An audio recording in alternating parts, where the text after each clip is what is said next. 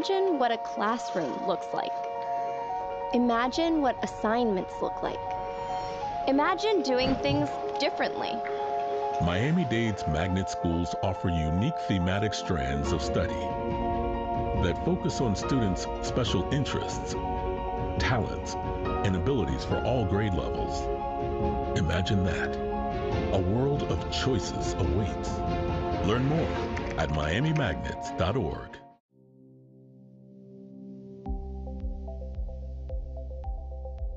Discover the endless possibilities of who you can become by joining a school club or sports team. Clubs are a great way to meet new people who like the same things you do. If sports are more of your liking, learn what it feels like to accomplish a goal you've been working Discover all the season endless on. possibilities So ask of around who you can and join a sport or club today.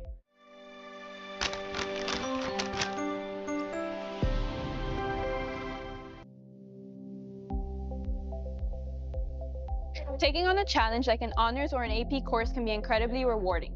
Not only will it help you develop important skills like critical thinking and time management, but it will also give you a head start on college by giving you credit.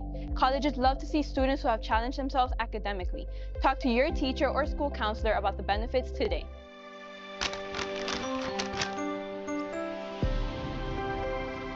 Miami-Dade County Public Schools is your best choice. Our school communities thrive with unity and diversity. Safety is our top priority, ensuring a secure learning environment for every child. We're not just close to home, we're close to the future.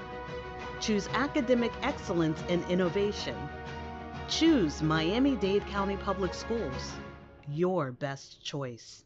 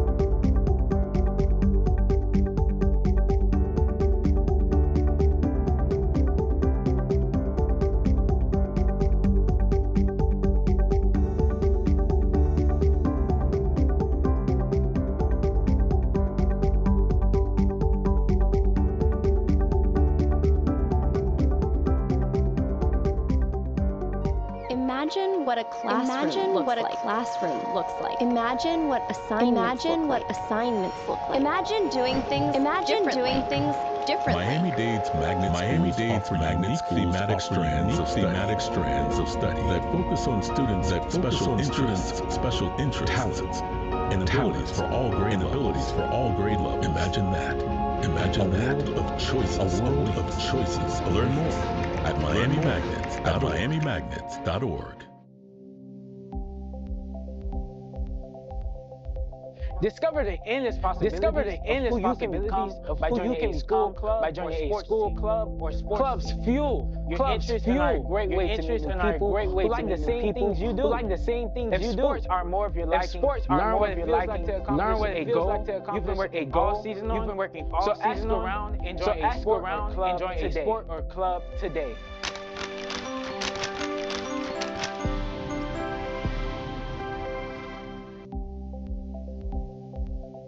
Taking on a challenge like an honors or AP course can be incredibly rewarding. Not only will it help you develop important skills like critical thinking and time management, but it will also give you a head start on college by giving you credit. Colleges love to see students who have challenged themselves academically. Talk to your teacher or school counselor about the benefits today.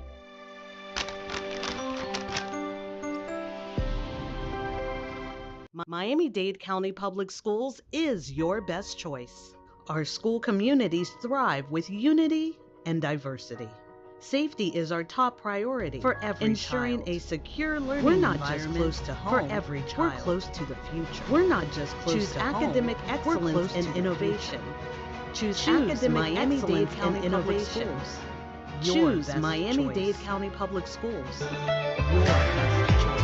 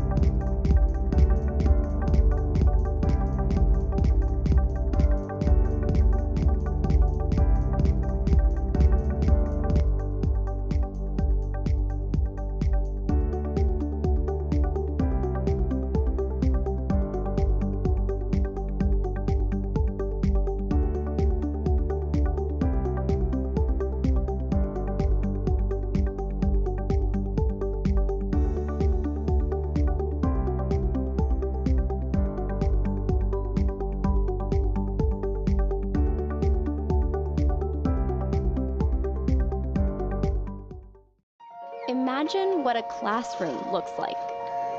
Imagine what assignments look like. Imagine doing things differently. Miami-Dade's magnet schools offer unique thematic strands of study that focus on students' special interests, talents, and abilities for all grade levels. Imagine that. A world of choices awaits. Learn more at miamimagnets.org.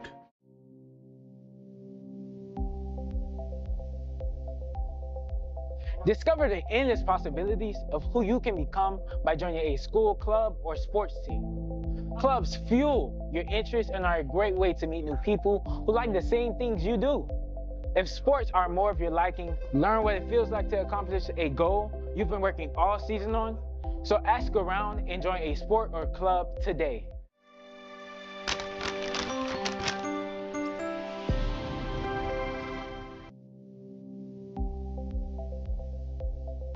Taking on a challenge like an honors or an AP course can be incredibly rewarding. Not only will it help you develop important skills like critical thinking and time management, but it will also give you a head start on college by giving you credit. Colleges love to see students who have challenged themselves academically. Talk to your teacher or school counselor about the benefits today.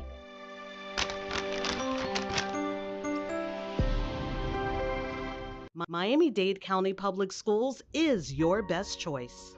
Our school communities thrive with unity and diversity. Safety is our top priority, ensuring a secure learning environment for every child. We're not just close to home, we're close to the future. Choose academic excellence and innovation. Choose Miami-Dade County Public Schools, your best choice.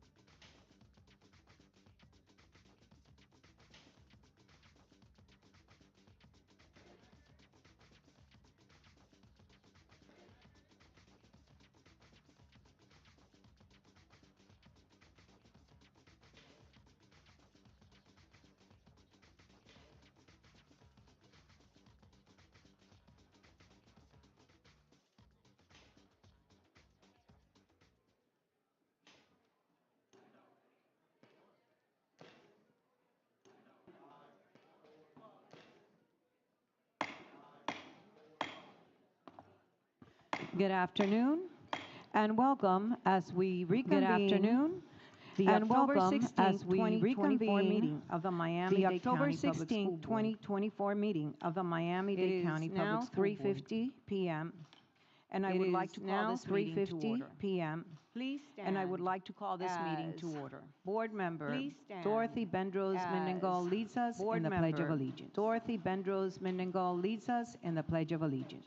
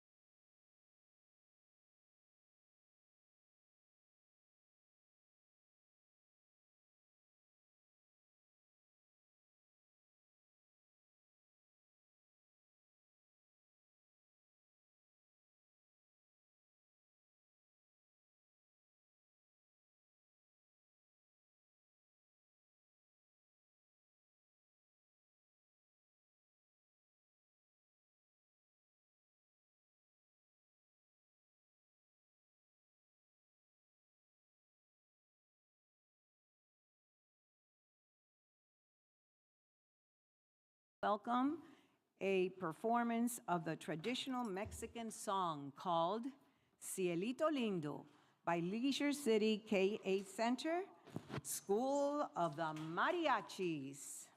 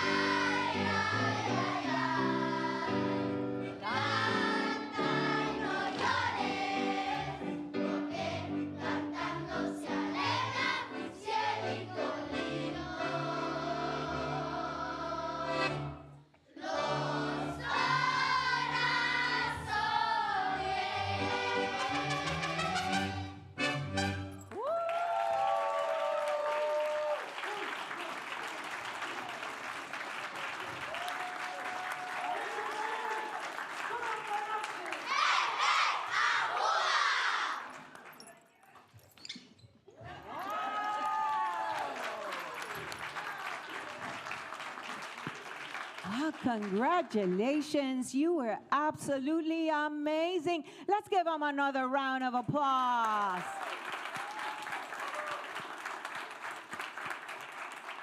We are so very proud of each and every one of you, and also of your two leaders here. Let's give them a round of applause. We couldn't get this done without you. Patricio, thank you for bringing such talented students to us. And a big thank you to, again, Anthony Parris, who is the teacher, and also Judith Mora Arriaga. Congratulations. Thank you. Are there any added items, Ms. Yopis, to be considered by this board? Good afternoon, Madam Chair. Added items, Ms. Yopis, to be considered by this board? Good afternoon, Madam Chair. Yes, H13. Thank you. I find good cause to vary from the established agenda pursuant to the reasons stated in the agenda items. Are there any withdrawn items, Ms. Yopis? Through the chair, yes.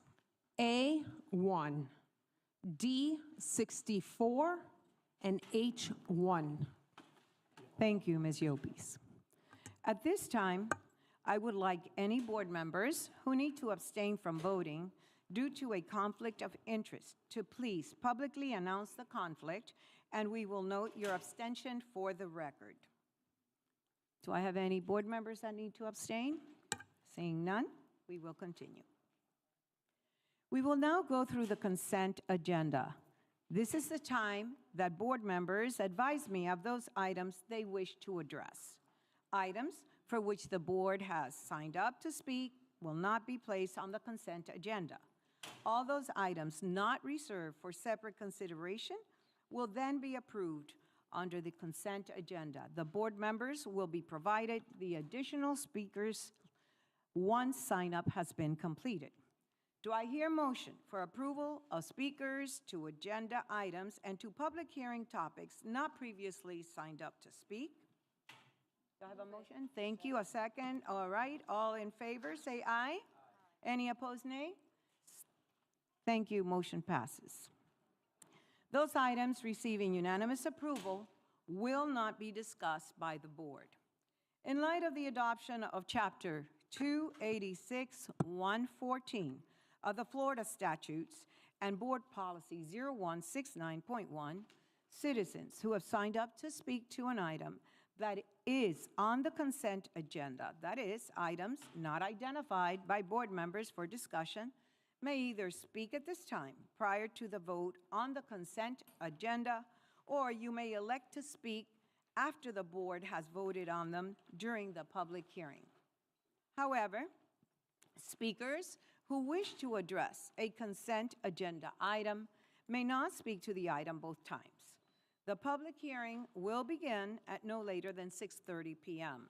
The chair or vice chair may begin calling speakers for the public hearing who are present immediately following the conclusion of the regular agenda.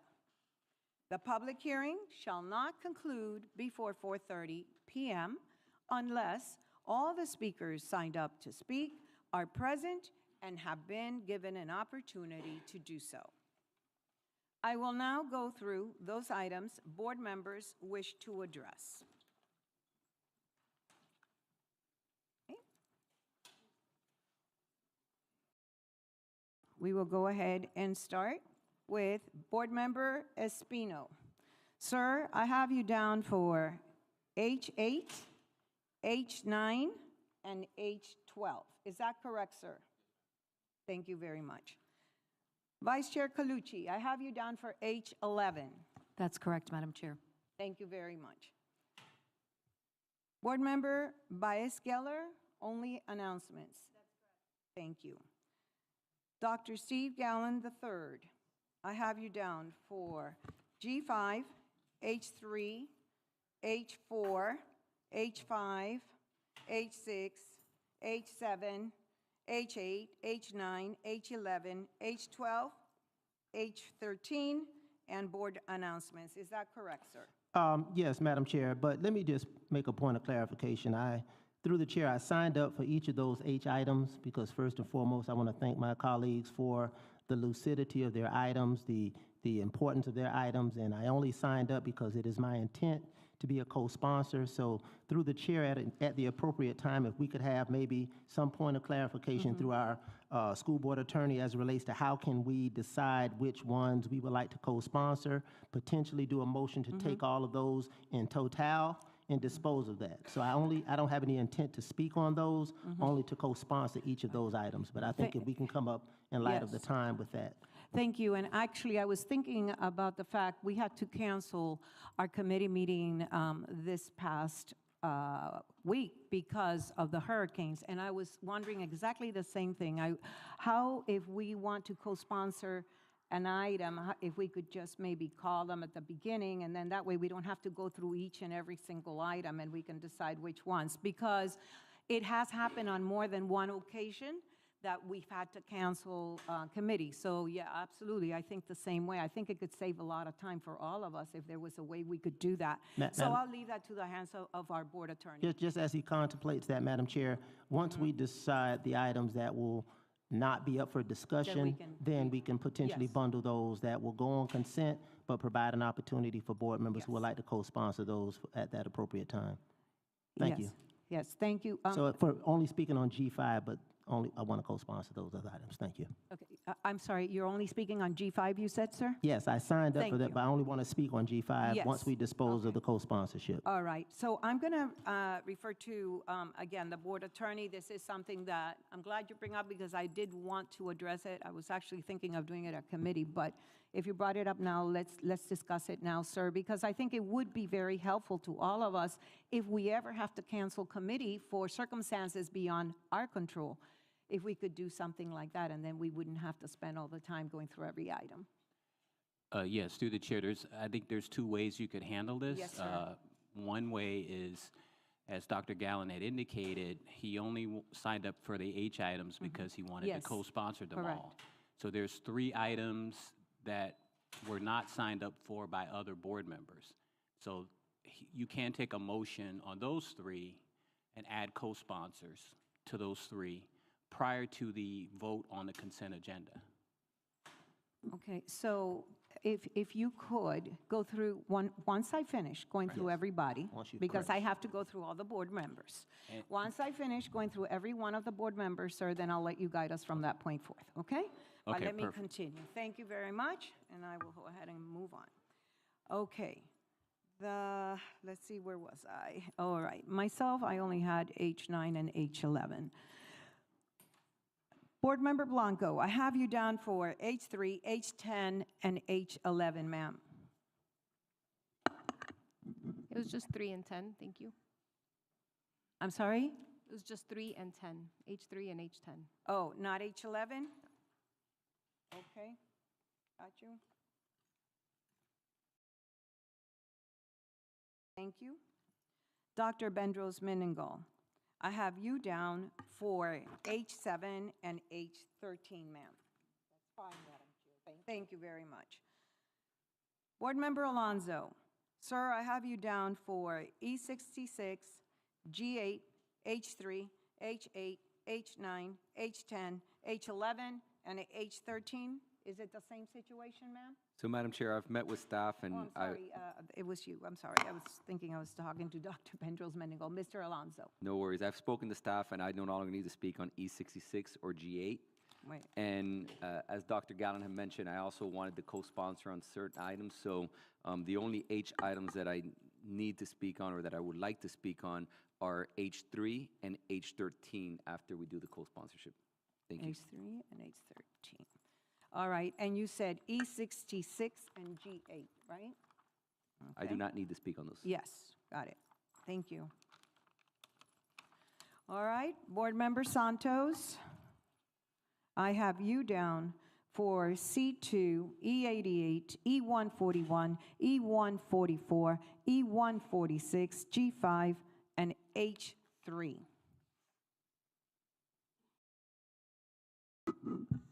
Thank you, Madam Chair. You can remove E141 and H3 is correct, yes.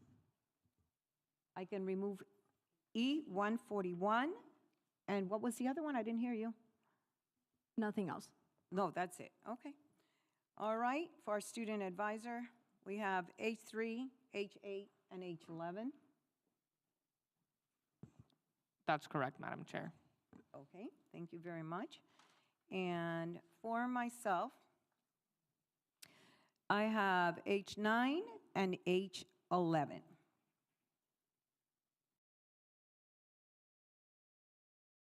All right, so that is everything at this time, and I will now ask you again to our general counsel, sir. You've heard everything, so please go ahead and take it from this point. Yes, through the chair, just want to confirm Dr. Gallen is withdrawing his request to add all the H items on consent. So that would leave 3 items that board members have not signed up for that would not be on the consent agenda. I'm sorry, that would be on the consent agenda, and that's H4, H5, and H6. So you could entertain a motion to add co-sponsors to those 3 items? Yes. And then after that, there's one other option that I can discuss. I think this would be good. Yes. All right, so I would like to Move make a it. motion to have H4, H5, and H6 for the Second. co-sponsors. Thank you. All in favor, say aye. Aye. Any opposed, say nay. Seeing none, motion passes. Okay? Yes, All right. Madam Chair. So the other motion, given that committees were canceled, the board could entertain a motion to add co-sponsors to the remaining items, or the board can wait until each item comes up and vote on them as they come before the board. Thank you, sir. I would like to then make a motion to add the co-sponsorship to the remaining items. Do I have a- Second. Thank you. All in favor, say aye. Aye. Any opposed, say nay. All right, seeing none. Well, just point of order, Madam Chair. Yes, On the go ahead. co-sponsorship, I know we didn't, we have it's unanimous? Yes, Okay. I believe so. I just want to make sure. Yes. Okay, Yes. thank you. All right.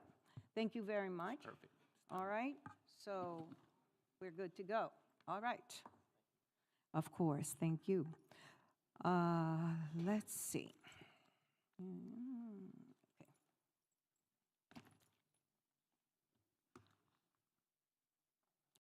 All right, so again, all speakers will be called at the time the item is on the floor.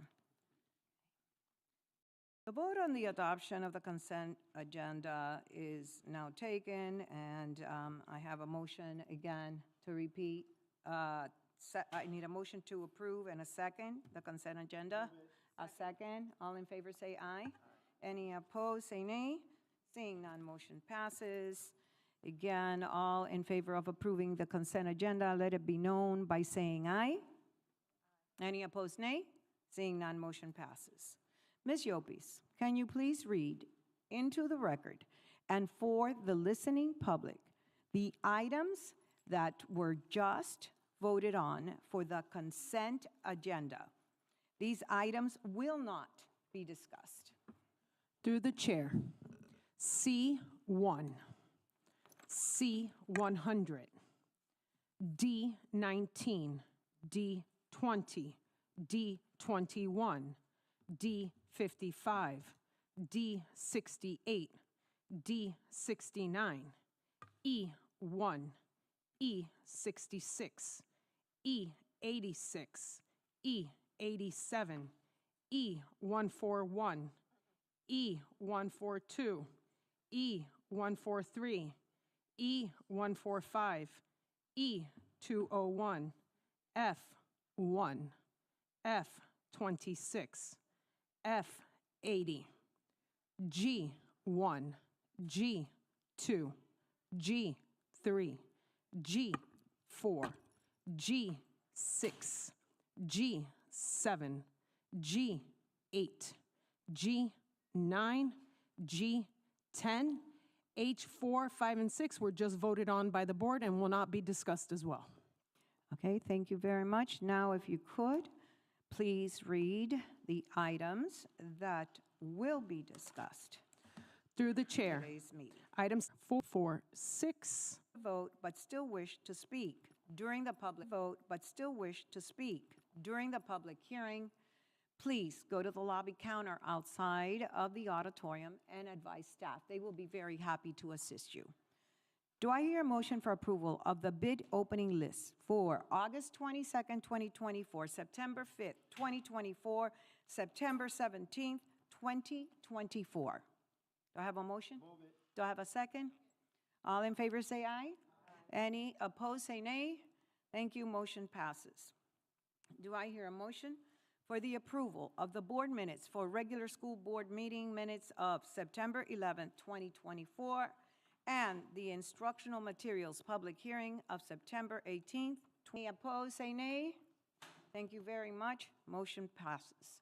General counsel, sir, to the board, are all agenda items properly before this assembly and in compliance with board policy, state statutes, and all other legal requirements under which this school board operates? Yes, Madam Chair. Thank you very much, sir. Mr. Harvey, we will now be able to follow up and proceed with the agenda items that have been reserved for consideration by our board members.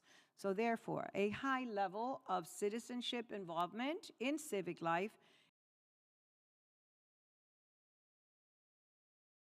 the public purpose is not served when citizens become disorderly or disrupt meetings.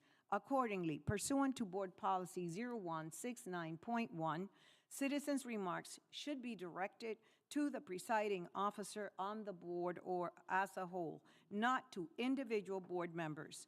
Speakers making comments on agenda items shall confine their comments solely to the agenda item which is being discussed. During this meeting, speakers must limit their remarks to matters related to the business of the school district.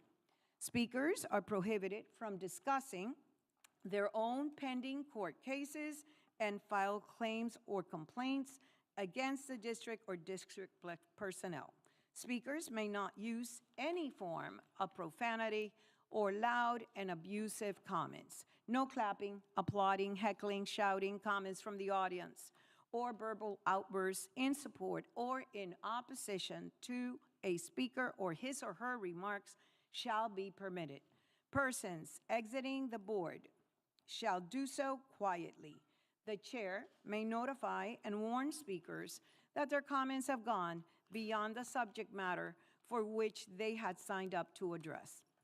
Matters that are not related to the business of the school district or constitute personal attacks on individuals or otherwise violate this policy.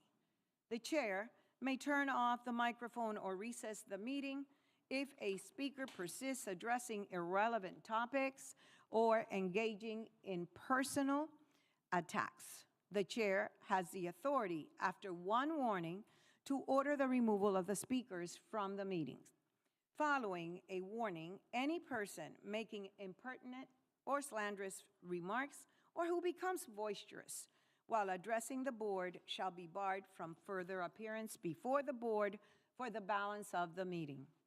Before we move any agenda items to the floor, I would like to remind the public speakers that pursuant to Board Policy 0169.1, individuals are allowed no more than 2 minutes to address the agenda item and no more than a total of 10 minutes during the board meeting, including speaking time during the public hearing, regardless of the number of agenda items to be addressed.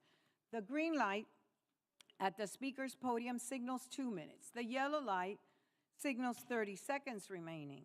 And the red light signals that speakers have exhausted their time.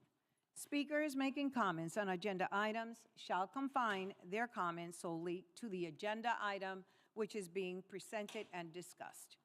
The board policy also states that the total time allotted for the public hearing shall not exceed 90 minutes. Please be advised that the 90-minute time period will be observed for public hearings. At this time, I'm going to take a special moment of privilege. And, well, she's not here right now, but I'm going to go ahead and address it regardless. As we begin this school board meeting, I have to reflect on the fact that this is Ms. Lucia Baez-Geller's last board meeting. We celebrate a remarkable individual who has dedicated countless hours and unwavering passion to our school community. Ms. Lucia Baez-Geller, School Board Member for District 3. As we reflect on her years of service on the school board, there she is, and as a teacher in Miami-Dade County Public Schools, we are reminded of the sincere impact that she has made on the lives of our students and teachers alike. Board Member Baez-Geller, Lucia, as I know her, your commitment to education has been nothing short of inspiring. You have advocated for our students, ensuring that they have access to resources and support that they need in order to thrive. Your efforts in championing innovative programs in support of our students and fostering an inclusive environment have not gone unnoticed. You have always placed the needs of our students and teachers at the forefront of your decisions. Your dedication has consistently shown through. As we bid farewell to this chapter of your journey, we want you to know that your advocacy will continue to resonate in our schools. You have inspired many to follow in your footsteps, proving that one person makes a difference. On behalf of the school board and the entire school community, we extend a very heartfelt gratitude for your service and your unwavering belief in the potential of every student and teacher. We wish you all the best in your future endeavors, knowing that you will continue to be a champion for education. Thank you, Lucia. Since the day you came on board, I took you under my wing personally, and we have established a very close rapport throughout the years. You will be missed.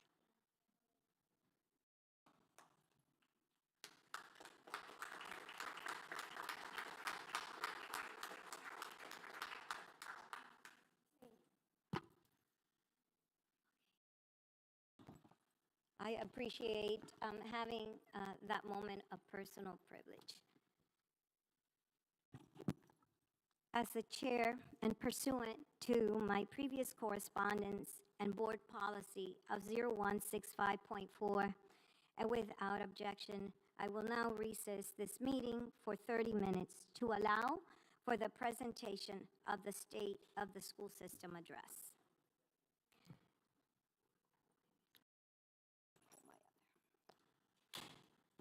Just point of order, Madam Chair. Yes, sir. Do we suppose to take a vote, a motion to recess? I will have our board. Pursuant to Robert Rules of Order, Yes. I think we do. We have to take a vote on it. Well, I have the board attorney. I've asked him all the questions prior to, so Yeah. he can go ahead and respond. Yes, through the chair, there are no objections. Then pursuant to board policy, the meeting can be recessed until a time certain, which I think was indicated for 30 minutes. So it's time, so there's no need for a vote? No, I can, no, unless there's an objection, there's no need for a vote. and it's a time certain? Yes, 30 minutes. Okay. She indicated 30 minutes. Okay. I didn't hear that just now. Okay, Yes, thank you. Thank you. Good afternoon, distinguished guests of the school board, members, Mr. Superintendent, sir, our esteemed guests, valued teachers, school site and non-school site administrators, support and clerical staff, dedicated parents, and most importantly, to our remarkable students. It is a great honor for me to deliver the 2024 State of the School System Address. As we gather today, it is a privilege to be able to reflect on a journey over the past year and envision the paths ahead of our school district.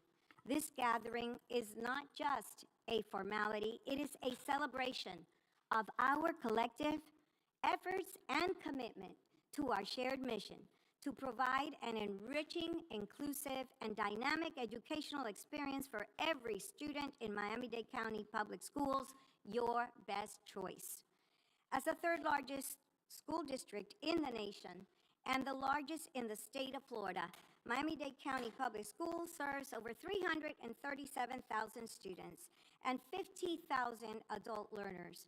Our students are very ethnically diverse, representing over 95 countries and speaking over 59 different languages.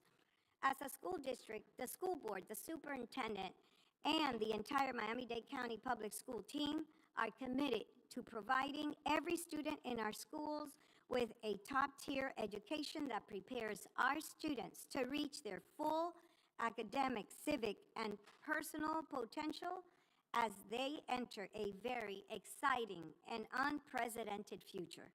Our dedication to fostering a safe and supportive environment for all students and their families is at the forefront of the agenda of all the members of the board and stakeholders. Listening is the cornerstone of personal, professional, and organizational success. It is the first step in building effective support systems. I know my colleagues on the board have conducted community forums and town hall meetings to understand the unique challenges faced by students and families. As a result of this input from our many stakeholders, our board has taken action to implement many of the suggestions brought to our attention. I must also report that this school district is extremely blessed to have a superintendent of schools like Dr. Jose L. Dotres. Dr. Dotres is a visionary whose only focus is providing the best educational experiences to our students. Thank you, Dr. Dotres, for your leadership and your commitment to excellence, as well as thank you to your entire team for making such a positive difference in Miami-Dade County Public Schools. The past few years have been a testament to our collective resilience. We navigated and are still dealing with unprecedented challenges, from responding to COVID-19 pandemic, to adapting to new learning environments, to addressing the diverse needs of our students, to welcoming over 20,000 foreign-born students just this past school year alone. Since 2021, over 65,000 foreign-born students have registered at our schools. Our educators demonstrated unparalleled dedication, employing innovative teaching strategies and technologies to ensure that learning continues and is enhanced. Their hard work has not gone unnoticed, and I extend my deepest gratitude on behalf of our board to each and every one of you, especially to all those teachers at our school sites, our assistant principals, our principals, and everyone on those school site teams, as well as those at the district, at the regions, and at every location that we represent. First and foremost, I must report that it is with great pride that Miami-Dade County Public Schools has implemented the 2021-2026 Strategic Plan, Infinite Possibilities. The board's unwavering commitment to continuous improvement and the pursuit of excellence in education are indeed the foundation of the strategic plan. Our focus remains centered on elevating student achievement through rigorous academics, fostering safe and supportive learning environments, nurturing the growth and development of our staff, fostering transparent and authentic engagement with stakeholders, and ensuring the implementation of effective and sustainable operational practices. As part of our ongoing commitment to providing a safe and secure environment for our students, staff, and community, I am delighted to report on behalf of the board that we have the largest and most prestigious, in our opinion, school police department in the nation, with over 450 officers. Law enforcement officers have been assigned to all schools from bell to bell. We maintain a strong partnership with local law enforcement and emergency services. All schools are secured with a single point of access, and our police utilize the state state-of-the-art systems and techniques to ensure student safety. We have conducted comprehensive emergency drills, including fire, lockdown drills, and evacuation procedures in all of our schools. Counselors, mental health coordinators, and staff are available to address student concerns, fostering a supportive environment. We have held several community forums to discuss safety concerns and gather feedback. These forums have been instrumental in understanding community perspectives and fostering collaboration. Our students have excelled in various fields: academic achievement, competitions, and athletics. The 2023 Advanced Placement AP examination results were released by the College Board, and 61% of Miami-Dade County Public School students earned a qualifying score, a 3 or higher, outperforming the state average by almost 5%. The Distinguished Advanced Placement Capstone Diploma is awarded to students who earn scores of 3 or higher in AP Seminar and AP Research, and on 4 additional AP exams of their choosing. In May of 2024, 475 Miami-Dade County Public School students entered an AP Capstone Diploma. The district continues to enhance partnerships with institutions of higher learning to offer a dual enrollment course for high school students through Miami-Dade College, Florida International University, Florida Memorial University, University of Miami, Barry University, amongst others. In addition to AP and dual enrollment programs, MDCPS offers other high-level programs such as the International Baccalaureate, the Cambridge Assessment International Education, Gifted Education Teaching Enrichment Activities, Mindfully, and the International Studies Program. These programs serve thousands of students throughout the school district. Magnet Schools of America has recognized MDCPS with 84 awards for the 23-24 award cycle, which is more than any other school district in the nation. During the last 5 years, over 8,000 MDCPS graduating seniors have earned the Florida Seal of Biliteracy, Gold Seal, and over 1,400 have earned the Silver Seal. Over 77,000 K through 12 students are now enrolled in English speakers of other languages classes. Miami-Dade County Public Schools are well connected to the visual arts and music, with more than 90% of schools offering these disciplines. In April of 2024, the United States News and World Report's annual list of the nation's best schools reported Miami-Dade County Public Schools leading Florida once again. Out of 17,660 schools ranked nationally, 3 MDCPS schools, high schools, were ranked in the top 100 best high schools in the United States. And 16 are among the top 100 best high schools in Florida. Overall, MDCPS had 94 schools on the list. Just recently, the United States Department of Education National Blue Ribbon Schools of Excellence recognized 15 schools in Florida for this award. 3 schools included in Miami-Dade County were recognized as exemplary high schools performing were George Washington Carver Middle School, Jose Marti Mas 6 through 12 Academy, and North Day Center for Modern Languages Elementary School. MDCPS reached the highest graduation rate at a rate of 94.2% for traditional public schools, surpassing the state's rate of 88%. Miami-Dade County Public Schools senior class of 2024 was offered $617 million in scholarships, an incredible achievement for seniors. The Florida Department of Education has released the school performance grades for all schools, and MDCPS, I can proudly state, once again, for 5 years, it's an A-rated school district. The Florida Department of Education has also released the state results for the spring of 2024 administration of the statewide assessment designed to measure the benchmarks for excellent student thinking, BEST.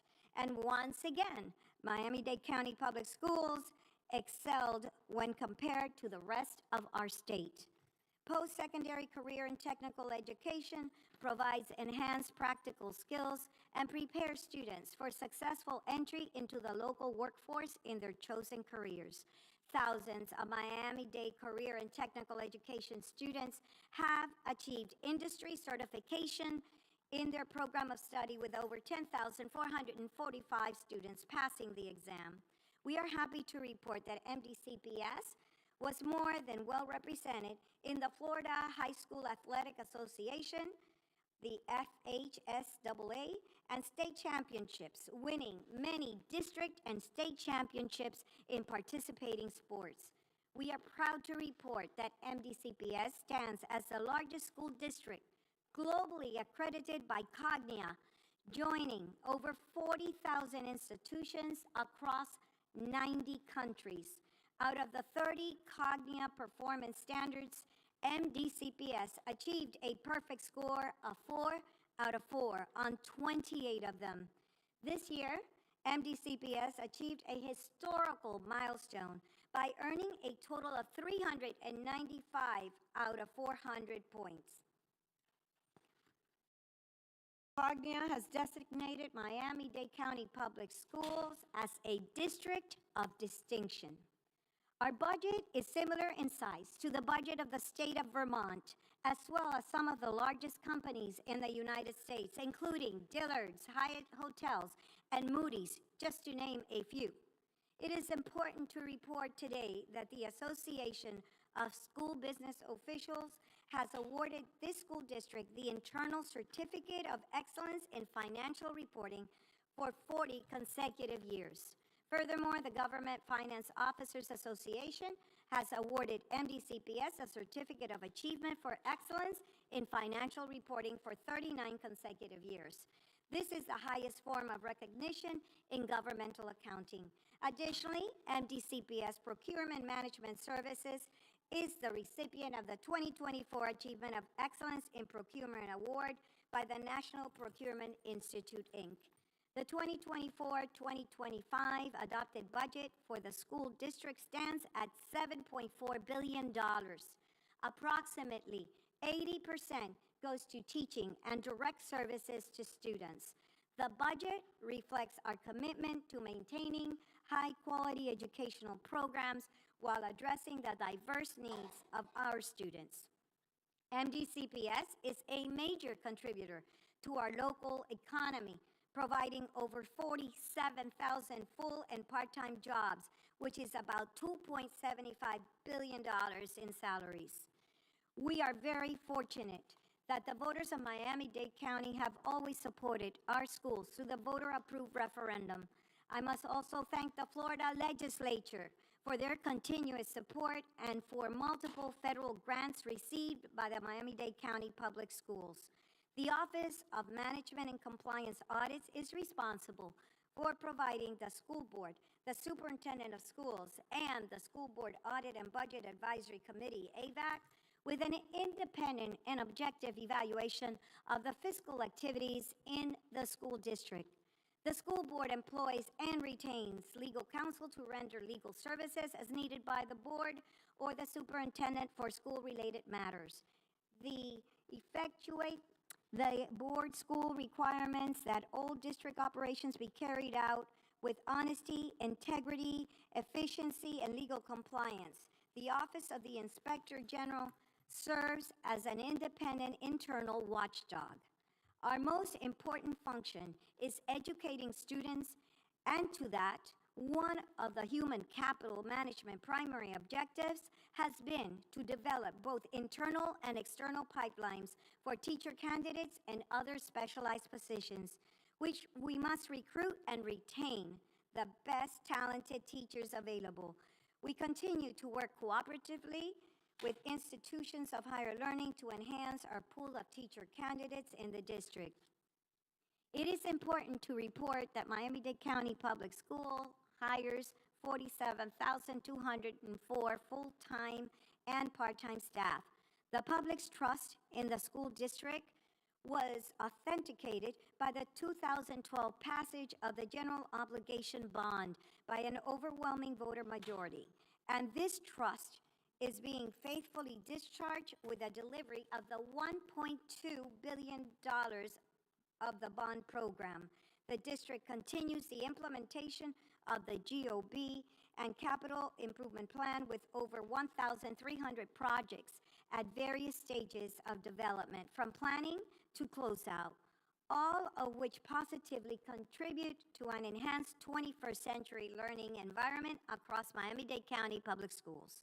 The Miami-Dade County voters again approved the 2018 Secure Our Future referendum, which allowed for the continuation of improvements to be made to the compensation of teachers and instructional personnel, an issue which is critical to the recruitment and retention of outstanding instructional personnel and to improve student safety and school security.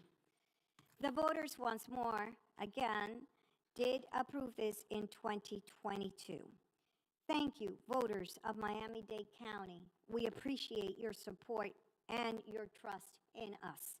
Miami-Dade County Public Schools is on path to achieving an aspirational goal of 100% clean energy used by the end of the decade. The Parent Academy offers multiple weekly webinars in 3 languages on relevant high-interest topics for families in English, Spanish, and in Haitian Creole. The Office of Family and Community Engagement supports student learning by engaging students, families, and community stakeholders in mutually beneficial partnerships, as well as programs through business partnerships, academic year internships, school volunteers, mentoring, alumni relations, family engagement, and resource development. We extend our heartfelt gratitude to the Miami-Dade County Council of PTA, PTSA members and the local schools, PTAs and PTSAs for your unwavering support and dedication to our schools.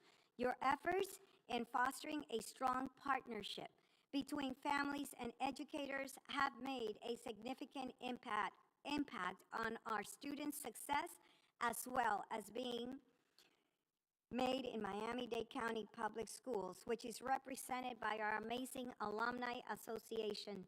I would like to extend another heartfelt thank you to all of our alums who have supported our schools over the years. Your dedication and your contributions have played a vital role in enhancing the educational experience for current students and in fostering a strong sense of community. On behalf of the board, we want to express our sincere gratitude to the outstanding philanthropy community for the generous support to our schools. Your engagement and contributions also play a vital role in enhancing educational opportunities and resources for our students, our teachers, and our personnel. Your belief in the power of education and your investment in our community make a profound difference. Information Technology Services supports the technical backbone of the school district. This includes the district's network security, the data security, data governance, policy, mission, critical applications, technology as instructional tools, and the district's web presences. Some advances include the deployment of over 350,000 mobile assets, the installation of 2,500 conferencing cameras, the Schoology Learning Management System, the LMS, which centralizes various education applications and resources into a one-stop platform for students and teachers, streamlining access to educational tools and course materials. The launching of the Artificial Intelligence Institute, which offers online training courses for teachers and school leadership teams to maximize the use of AI tools to enhance teaching and boost school-wide efficiency. The Department of Transportation transports over 43,000 students daily. The department operates 850 school bus routes and maintains a fleet of more than 1,000 buses. Transportation is committed to reducing the district's carbon footprint by acquiring electric buses through grant opportunities. Additionally, this year's focus is to enhance student rider safety through the use of camera systems installed both inside and outside the district school buses. The Department of Food and Nutrition is dedicated to support student achievement by delivering the highest quality nutrition programs and meal services. This year, the district is serving breakfast and lunch at no cost to all of our students. Over 32,000 breakfasts are served every single day, and over 128,000 lunches are also served daily. Looking forward, while we celebrate our successes, we must also acknowledge the challenge that remains. Our district continues to face issues such as funding disparities, teacher shortages, narrowing the achievement gap, ensuring that all third grade students are on grade level regardless of where they live, and are reading, writing, and learning mathematics on grade level. We are committed to addressing these concerns through our strategic planning and advocacy. Together, we can ensure that our schools are well-resourced and that our teachers, school leaders, and school personnel feel supported in their vital roles. While significant progress has been made, our challenges do remain, and we are cognizant that we must continue to ensure the safety and security being our first priority, that our efforts expand our early childhood education programs, including pre-K through third grade, and also continue to work diligently to ensure our most fragile students engage in learning experiences that will successfully bring them up to grade level in reading, writing, mathematics, civics, and science. Continue to provide programs at the elementary level that will identify and support those students who have the potential to excel in gifted programs and eventually enroll in advanced placement courses and dual enrollment courses. And continue to provide our most special students with effective learning technologies and enhanced programs supporting their academic, social, and personal needs. We will continue to be creative and groundbreaking in finding solutions to address the teacher shortages. We must also find comprehensive ways to recruit special education teachers and provide them with innovative benefits to retain them in the field of education. Provide our workforce with competitive compensation in a very different and new challenging way. And also, our challenging labor market must be addressed. Through the collective bargaining process, labor and management do come together to provide salary and working conditions enhancements for all of our employees. Thank you to all of our labor unions for your professionalism and continuous commitment to education. Provide all of our students and staff the most comprehensive technology, software, and support services is also extremely important. And ensuring that we continue to secure additional funding for updated safety equipment and training remains a priority. We will continue to seek also increases in state funding and in the Safe Schools allocation, and we must continue to secure grants and partnerships to support all of these initiatives. Striking the right balance between security and creating a welcoming environment for all students and families is crucial. We will continue to assess our measure to ensure that they do not impede community engagement. As student mental health concerns grow, we must enhance our support services. This includes hiring additional counselors and increasing awareness programs within the schools. Increasing costs for personnel, utilities, health benefits, and supplies have created other challenges in our budget. We are actively seeking ways to manage these expenses while maintaining program quality. Our employees deserve the very best health insurance benefits we can offer. We must continue to try to find alternative and creative approaches to support lower premiums, lower co-payments, and lower deductibles. We will continue to work collaboratively with the Day delegation and the state legislature to increase the state's investment in the K-12 education by increasing the base student allocation. We must continue to advocate for an education formula which recognizes the additional costs associated with delivering excellent education in high coastal communities like Miami-Dade County. We are exploring alternative funding sources, including grants and partnerships to bridge the gaps, and implementing strategies to attract, retain students, including enhancing program offerings and community engagement actions. Looking ahead, our present and our future vision for the district is clear. It is ensuring a conducive and safe learning environment while aiming to cultivate a culture of inclusivity, innovation, and academic excellence where every student is valued and supported. The academic and financial health of our school district is critical to the ability to provide high-quality education to all of our students. While we face challenges, we know we are committed to financial management and transparency. By working together, administrators, teachers, staff, and parents, as well as community members, we can ensure our district will continue to thrive and meet the needs of every student. As school board members, in collaboration with our superintendent of schools and the entire Miami-Dade County Public Schools family and stakeholders, we are dedicated and committed to enhancing student success and parental support. In closing, I want to emphasize that the state of our school system is strong because of all of you, our students, our teachers, our administrators, our school police, the entire workforce, our parents, our community, the state and federal government, and our local leaders representing county government and the different municipalities which we serve. The work of dedicated and loyal school board is central to the foundation of this school district. They are committed to the Miami-Dade County Public School students and the workforce.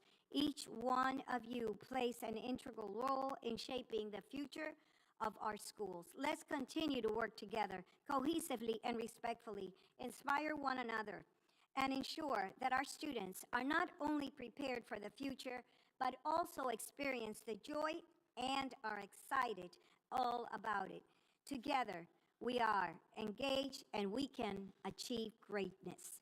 Education is indeed the bedrock of our country. It is the true equalizer and part of the American dream, handed down from one generation to the next. Our district will continue the tradition to give our students the world as part of the American dream. Therefore, Miami-Dade County Public Schools is indeed your best choice. Thank you. And now, that concludes the State of the School System address, and we now will proceed. With no objection from the board, I will now move to end the recess and resume our regular school board meeting. We are now going to move to C2. May I have a motion to bring C2 to the floor, please? Move it. Is there a second? Second. All those in favor say aye. Any opposed say nay. Seeing none, we now begin with C2. C2 is a request that the School Board of Miami-Dade County, Florida approve the 2024-2025 school improvement plans. Okay.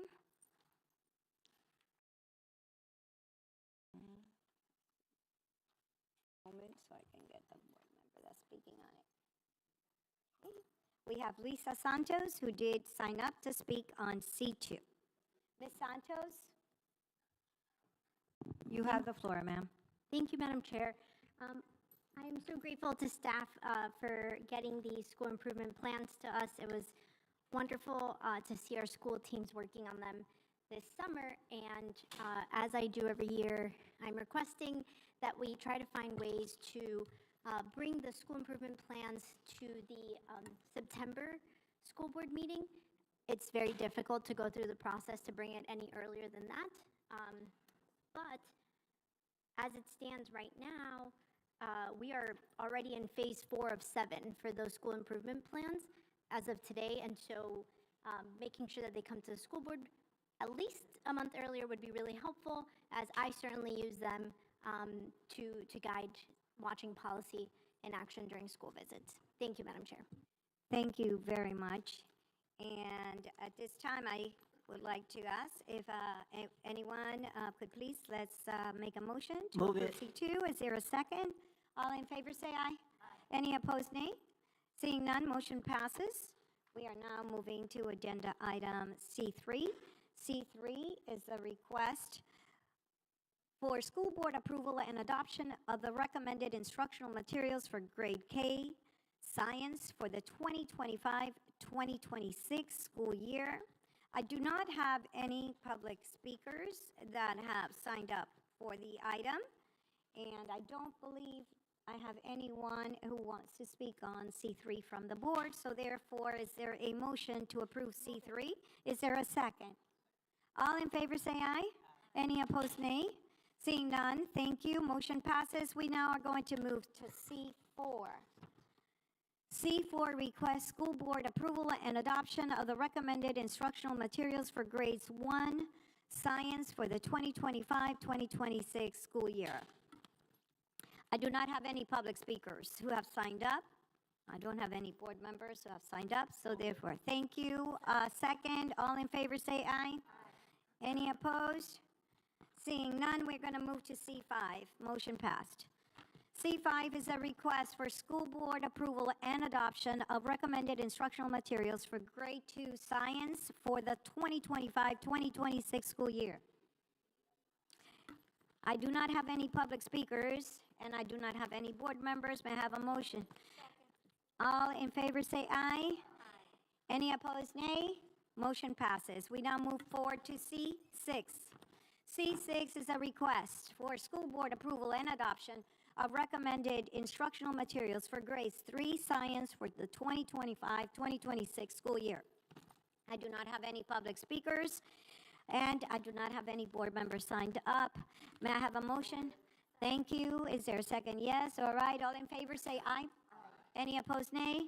Seeing none, motion passes. We proceed to C7. C7 is a request for approval and adoption of the recommended instructional materials for grade 4 science for the 2025-2026 school year. I do not have any public speakers at this time. I do not have any board members. May I have a motion? Do I have a second? All in favor say aye. Any opposed, nay. Thank you. Motion passes. C8 is now on the floor. C8, request for school board approval and adoption of the recommended instructional materials for grades 5 science for the 2025-2026 school year. I do not have any speakers. I do not have any board members signed up. Do I have a motion? All in favor? Any opposed, nay? Seeing none, motion passes. We proceed to C9. C9 is a request for school board approval and adoption of recommended instructional materials for grade 6 comprehensive science for the 2025-2026 school year. I do not have any public speakers, nor do I have any board members who are speaking here. Do I have a motion? All right, do I have a second? Thank you. All in favor say aye. Any opposed, nay. Seeing none, motion passes. We proceed to C10. C10 is a request for school board approval and adoption of the recommended instructional materials for grade 7 comprehensive science for the 2025-2026 school year. No, I do not have any public speakers that have signed up, do not have any board members that I signed up. Therefore, I know, I'm out of breath already. Okay, I need a motion. Move it. Do I have a second? Thank you. All in favor say aye. All opposed, nay. Thank you. We Madam now Chair, have- point of clarification. Yes. Mr. Harvey, I know we have to go through each item one. individually. Does the language, no public speakers, has to be stipulated for each item? Or can we imply that none of them have public speakers, or do you have to go through that? Through the chair, that's up to the discretion of the chair. She does not have to call on the public speakers if none have signed up. Yeah, I'm saying if we don't have any, can we blanket through X amount of numbers? There are no public speakers and no board members, and then we go each item one at a time and vote on them. Through the chair, that's possible, yes. That will save her some breath. Yeah, I do not have, I certainly do not have any objection. Okay. I've been talking quite a bit today. All right, so I'm going to bypass the public speakers because I don't think I have any for anything. And no board based on, and no board members. So, all right, thank you, Dr. Gallen. I might even, Yeah, C11. Request school board approval and adoption of recommended instructional materials for grade 8 comprehensive science for the 2025-2026 school year. Second, all in favor say aye. Any opposed say nay. All right, motion passes. So now we are going to proceed to C12.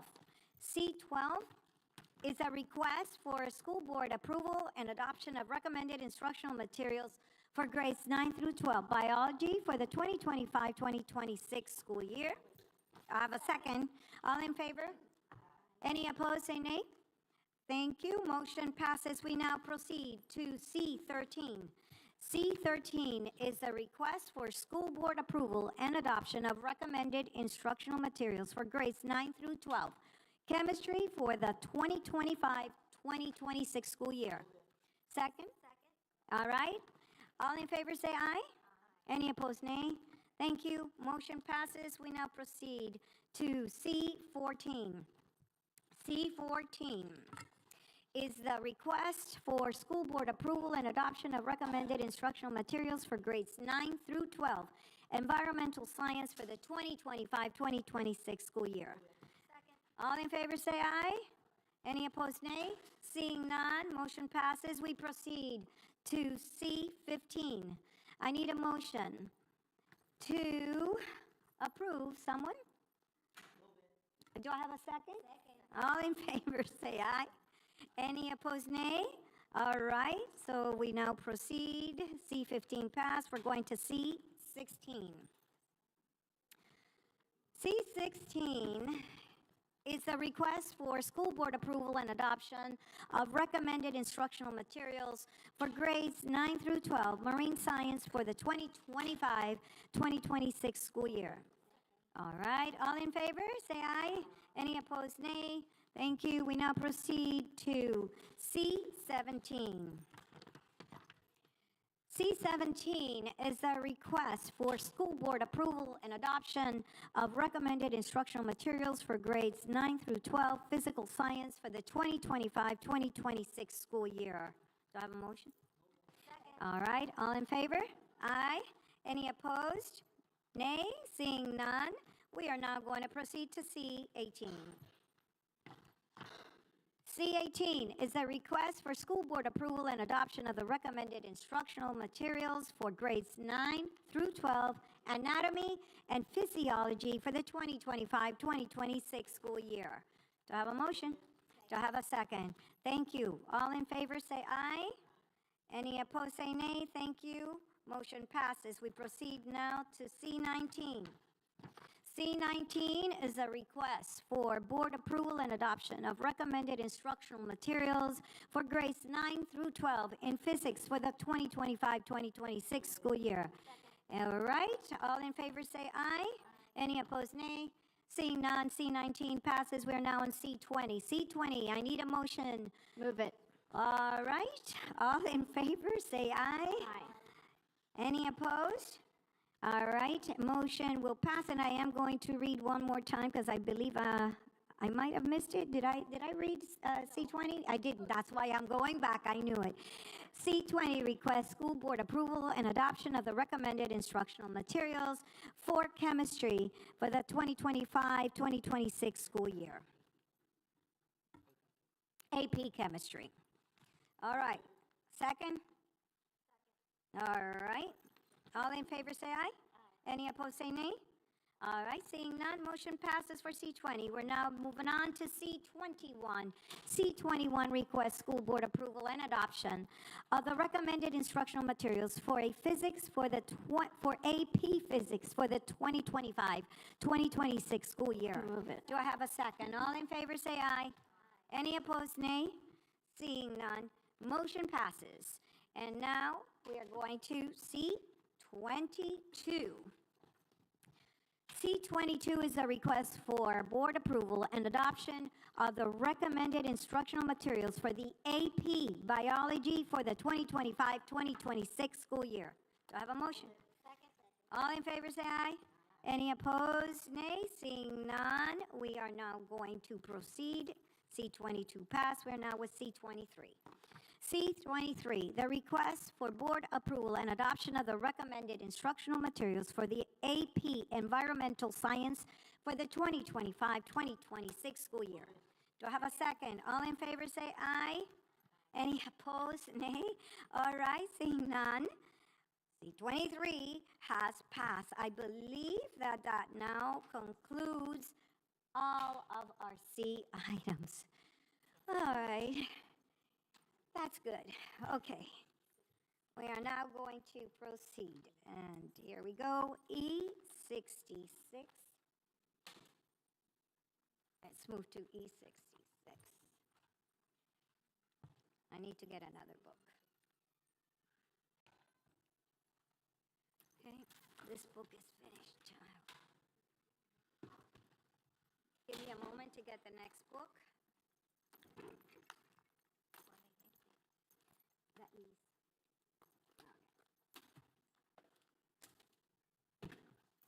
Thank you.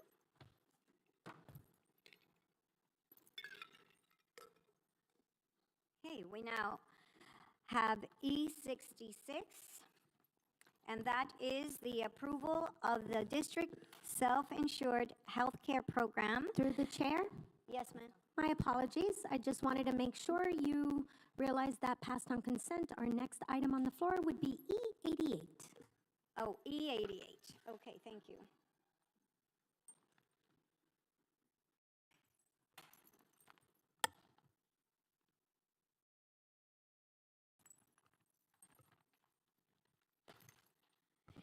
E88 is the internal audit report. This is audit benchmarking the district's health insurance program. And I do not see any public speakers that have signed up for E88 at this time. Is that correct, Ms. Yopis? That is correct, Madam Chair. Okay. I do have Board Member Santos. You had signed up for E88? Thank you, Madam Chair. I usually ask all these questions in committee, but since it was canceled, I appreciate it. This is in regards to item 6 from ABAC, and I wanted to ask Mr. Goodman to confirm whether what the audit says on page 35, there's a chart that shows the loss ratio for each of the plans. And as I understand it through the chair, the loss ratio is all claims paid out and all expenses paid out divided by premium revenue. Is that correct through the chair, Mr. Goodman?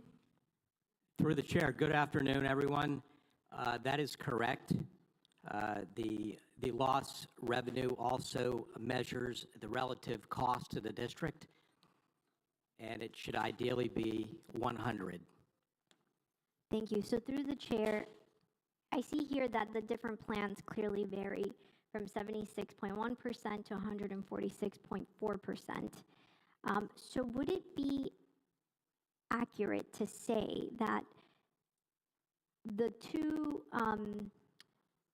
middle and lower plan somehow could be read to be subsidizing the OAP high plan? Through the chair? Through the chair, it may be, and I would like to defer to the insurance experts through the chair, if I can, on that to have a further explanation on that. That's okay with me through the chair. I know Mr. Steiger has an insurance team, but he's well versed. But so through the chair, maybe you can explain, Mr. Steiger, how we have looked at this in the past as far as the different plans and how they play with each other. Sure, yeah, Madam Chair, Ms. Santos. I wouldn't say that one plan subsidizes the other. I'd say that obviously, our plan covers over 40,000 lives. There are some individuals that use the plan more than others. They obviously cost, we're an insurance company in this regard, they cost the insurance company more. Those individuals tend to go with OAP high, the highest plan, because they're heavy users of it. So yeah, their loss ratio is going to be higher. If we only offered SureFit, then it's not as if the loss ratio would come all the way down to what SureFit is now, right? So it's not, I don't think it's necessarily a function of plan design. It's a function of just individuals who choose certain plans over the other. Yeah, thank you, Mr. Steiger. I looked through that, and I can't find the page now, but I think about 36% of staff chooses OAP high.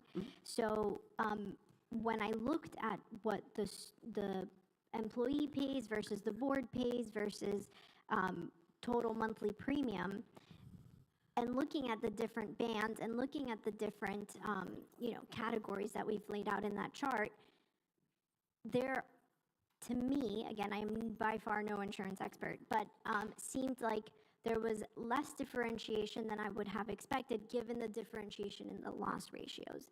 And so I'm curious to see if that's a conversation that's been had in the past. I'm happy to have a follow-up conversation. Obviously, this is not something that we're taking action on resolving today or making any changes to, but it did stand out to me as something I'd like for us, at least for myself, to understand better moving forward. Yeah, sure. Madam Chair, Ms. Santos, we're happy to have any conversation you'd like. I mean, I would caution, though, to assume that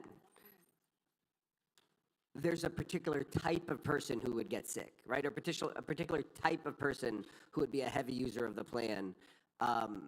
We have people who have high medical costs all across our salary bands, all across our different bargaining units, right? So I would try to stay away from generalizations on the type of employee, but in terms of costliness, not just the bills that come back per individual, but just in terms of overall use. The individuals who tend to use the plans more are individuals who have self-chosen OAP high. And when you think about it, it makes some sense. When you know you're going to be using the doctor a lot this year, you tend to want to be able to choose any doctor that is available, and that's OAP high. So yeah, but we're happy to sit down and have any conversation you'd like. Thank you. Go ahead. You're done. Thank you. All right. I do not have any other speaker on E88 from the board unless somebody wants to speak at this time. Seeing none. Thank you. All in favor? Any opposed? Motion passes. All right. We're going to proceed then from E88 to E144.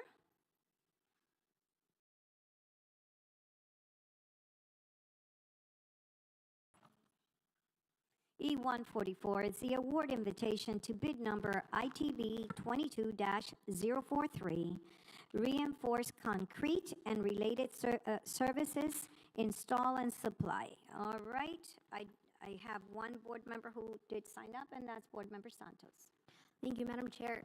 In reviewing this item, in the past we spent $165,000 and then $392,000 annually. So I am asking for, this is on the reinforced concrete and related services, for an explanation of why the current maximum being asked for here is $1.5 million a year. Mr. Nicolo, sir. Good afternoon. Thank you for the question, Ms. Santos. The bottom line is there's a need to repair a lot of concrete in our facilities. There's issues where we have spalling concrete. We have tree roots that are uprooting sidewalks, a lot of cracks in the sidewalks. So as the team has been visiting sites, we feel that that's an appropriate amount to address the anticipated needs for concrete repair. That's the bottom line. Thank you. Through the chair, I have asked for, when we make these decisions, for there to be some high level, a sort of projection so that they're based on some data. And I know that your team tracks work orders very closely, and I'm sure a lot of this work comes from work orders that are tracked. And unfortunately, I've yet to receive that sort of explanation based on data. And so that's challenging for me, because my ask moving forward is that when we procure, especially when there's such a large difference, and in this case it's very large, from the annual spend that there be a real reason tied to data. The same way that we ask, a school, schools have to bring us their data for us to, make funding decisions. I think it's only fair that we do that across the entire organization. And in this case, I proactively asked for that and am frustrated that for such a large ask and difference, there still has not been data to back it up that's produced. And so I had a conversation with procurement. I know I've had conversations with you, and will certainly look. I'm not going to be the one to stop important work from happening in our schools, and I know this is a maximum spend, not necessarily that we'll spend it. Correct. But I expect, similar to the way that we've added a per student, a per facility spend to every e-item, that every e-item come with, at least when asked for, a data-based explanation. Understood, Ms. Santos, and we will work on that. Thank you, Madam Chair. Thank you very much. I need a motion to approve E-144. A second, thank you. All in favor say aye. Any opposed, say nay. Seeing none, motion passes. We are now proceeding to E-146. E-146 is a request for approval of supplemental award on invitation to bid number ITB 19-019EA, maintenance, inspection, deficiencies, repairs, and renovations. And again, I have Board Member Santos who signed up for this item. Board Member Santos, ma'am, you have the floor. Thank you, Madam Chair. I think similarly, this is about having data to back up the asks that are made of the board and approving such specifically supplementals from original contract amounts. And so I think I exhausted the point in the previous item. Thank you, Madam Chair. Okay, thank you very much. So I need a motion. Do I have a second? All in favor say aye. Any opposed, nay. Thank you. And now we have exhausted these items. We are now proceeding to G5. On G5, I have two speakers that have signed up for G5. Let me begin.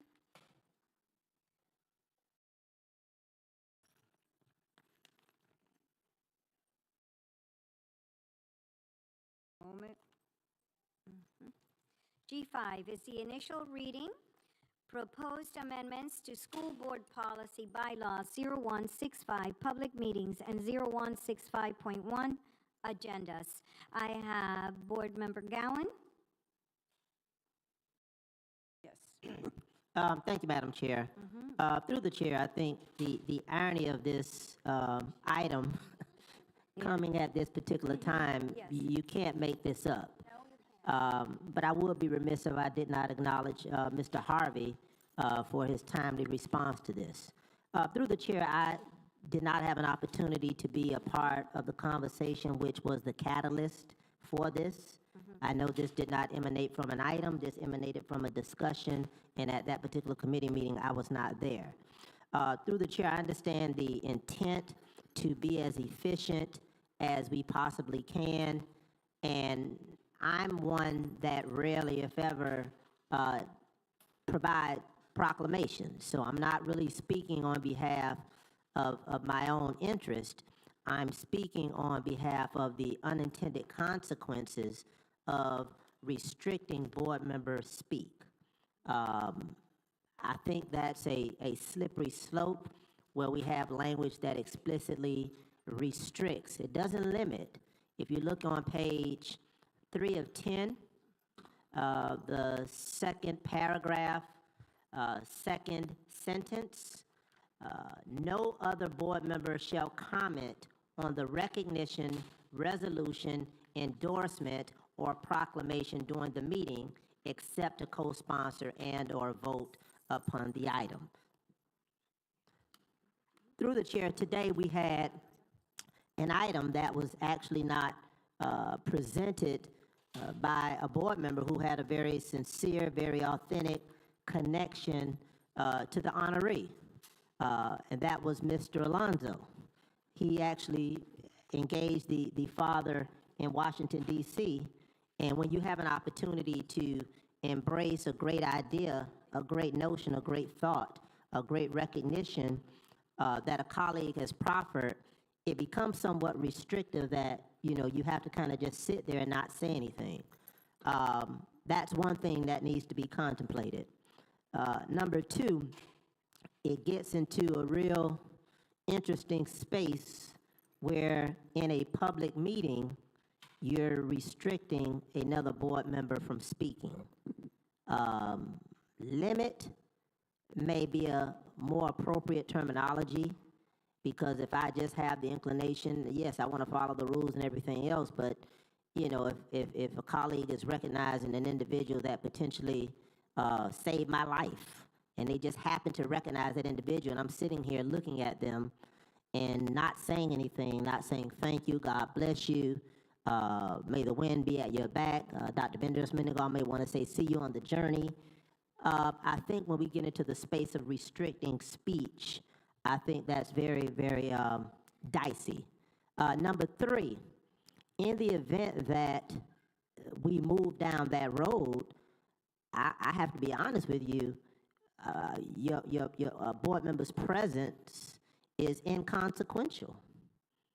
With all due respect, I may want to support Santos's proclamation, Alonzo's proclamation, Dr. Benders-Mendenhall's proclamation, Vice Chair Colucci's proclamation, Madam Chair's proclamation, Board Member Baez-Galla's proclamation, Board Member Espino's proclamation, Board Member Blanco's proclamation. But if I'm not going to say anything, then, time is our most precious asset. And just for me to just sit there and just look, I'll have a very, very difficult time. And I don't want my absence to be perceived as me dismissing that recognition, how important it is that this individual, this organization serves our community, represents the best of who we are, and just for us to potentially be here. Yes, should we manage our commentary? Absolutely. There were some times today I wanted to speak, but I just didn't. I think what had been said had already been said.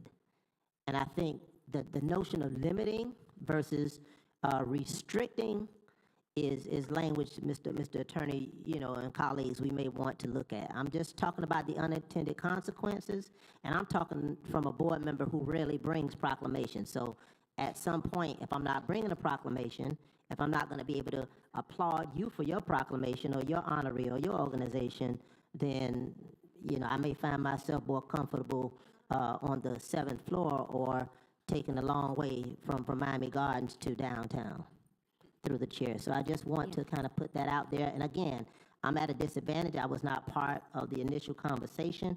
I understand the intent, but I think many of us have lived long enough to know that there are usually unintended consequences of very good intent.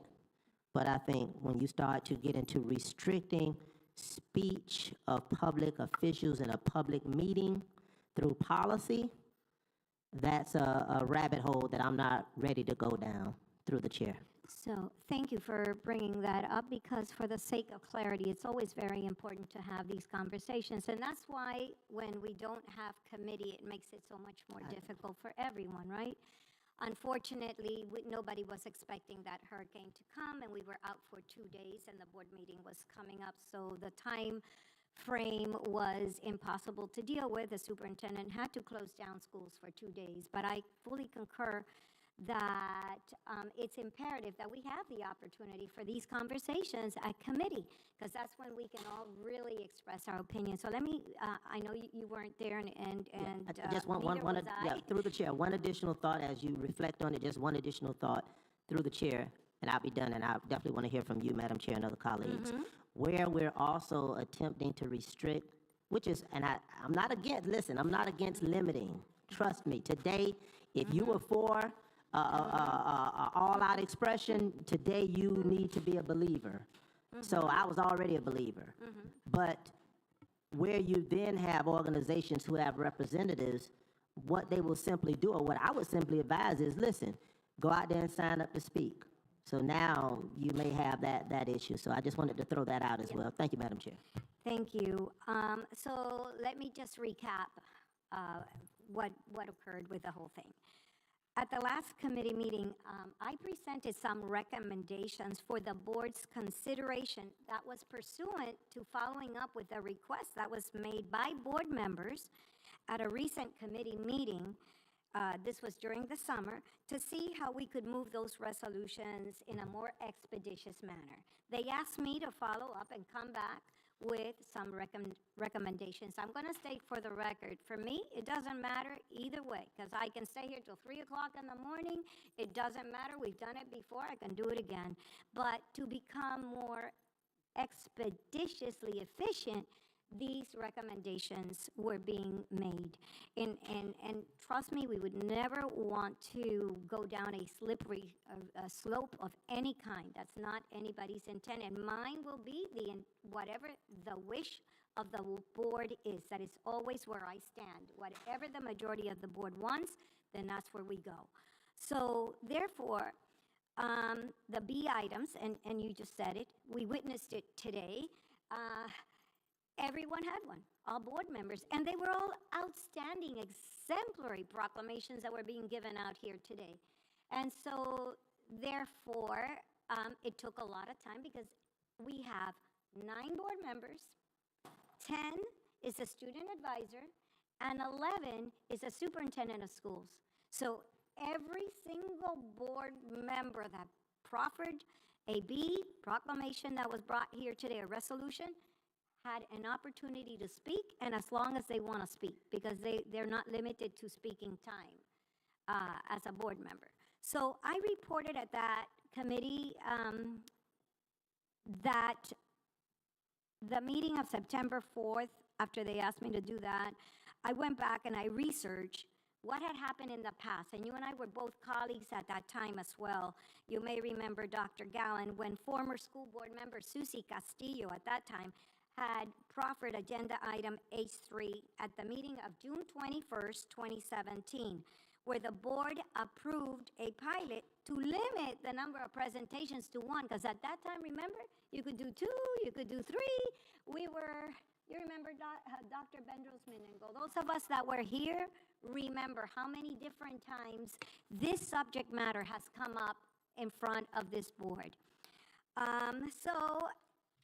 The other one that I wanted to address was that the board member at that point had also said that maybe one speaker on behalf of those that were being recognized should be looked at.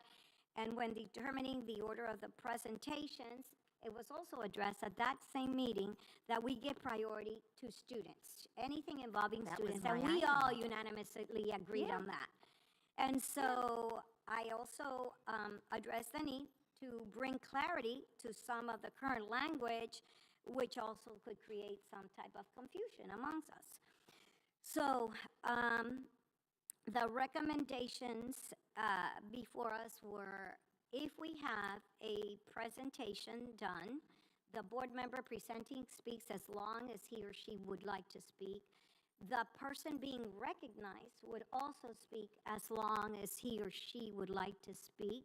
And then the other members would either want to co-sponsor or not the item. This was discussed by all the members present, and unanimously everyone felt that it was way too long, the period of time that we spent on the resolutions. And therefore, if we could limit it that way, it would really decrease the time that we spend addressing the issue. I understand your point as well, but this is the thinking of everyone that was there that had been concerned about how much time we're spending on the resolutions. And so, therefore, it was addressed with Mr. Harvey.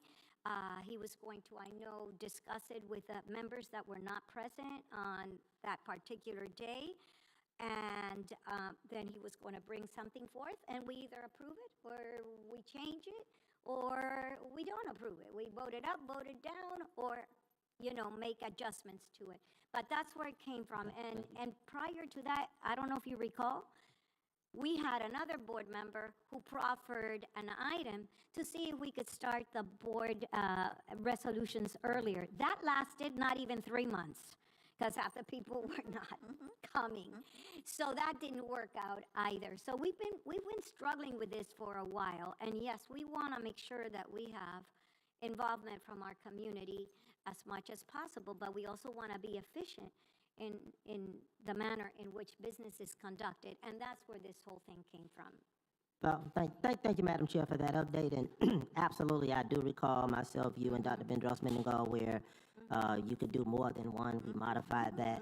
I'm only, cautious of us going from 0 to 100 on an issue and codifying it in policy when it may not be as extreme of a problem as we may characterize and experience today. And I'm not saying it was a problem today. Today was a beautiful day. I was concerned about the children. The superintendent, I'm sure, addressed that. But outside of that, we're here to labor. But if you go back through the chair and just look at 1 month prior, the school board meeting of September 11th, there was only one resolution. There was one resolution, B4. There was one. So where we start to codify provisions and policy on something that may be an extraneous experience and not a consistent conundrum, I think we may be going again from 0 to 100. And anytime we go from 0 to 100 in a manner that restricts a board member from speaking, commenting, congratulating, applauding, celebrating, the flip side of that is, that could look as if, we're not in support of it. We did not see the individuals. This is a very well closely knit community, and people, have different relationships, and where we, don't comment one way or the other, I just think that is problematic. And again, on a personal level, I would not want to spend my time if I can't lend my voice. My voice can be well rested for the real, for the subsequent meeting at 1 o'clock.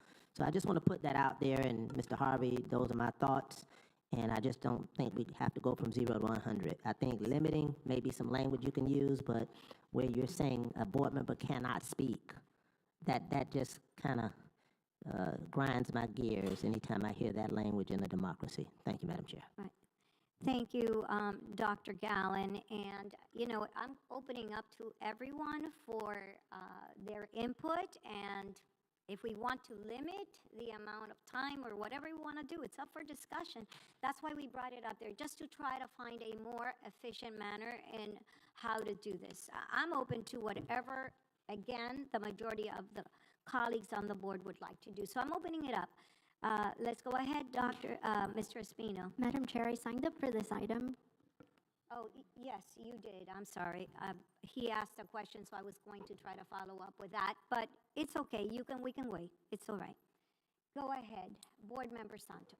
Thank you so much, Madam Chair. And thank you for recognizing that I signed up for the item. So I unfortunately was not present for the discussion. So and we didn't have committee, so this is our first chance to actually talk about it. I totally agree that, I've heard you say it, I think 3 times now, Madam Chair, expeditiously and efficiently. And of course, this all stems from sometimes when things, line up the way they do, it can take too long, as you mentioned. And so I agree with what you just mentioned as a potential limitation, not to prevent anyone from speaking, but rather, as other school boards actually do, even for their board business agenda, to allow a total speaking time limit. So for example, it could be 5, it could be 10, it could be 15, it could be 20 minutes, but to each hold ourselves accountable to speaking up to a certain point, but knowing that we're all, approaching a point. That way, if you think about 10 minutes, even if all 9 board members bring items, we're at an hour and a half, which seems, reasonable with transition time. I have sorry, remember also it's 9 board members plus a student advisor and plus a superintendent.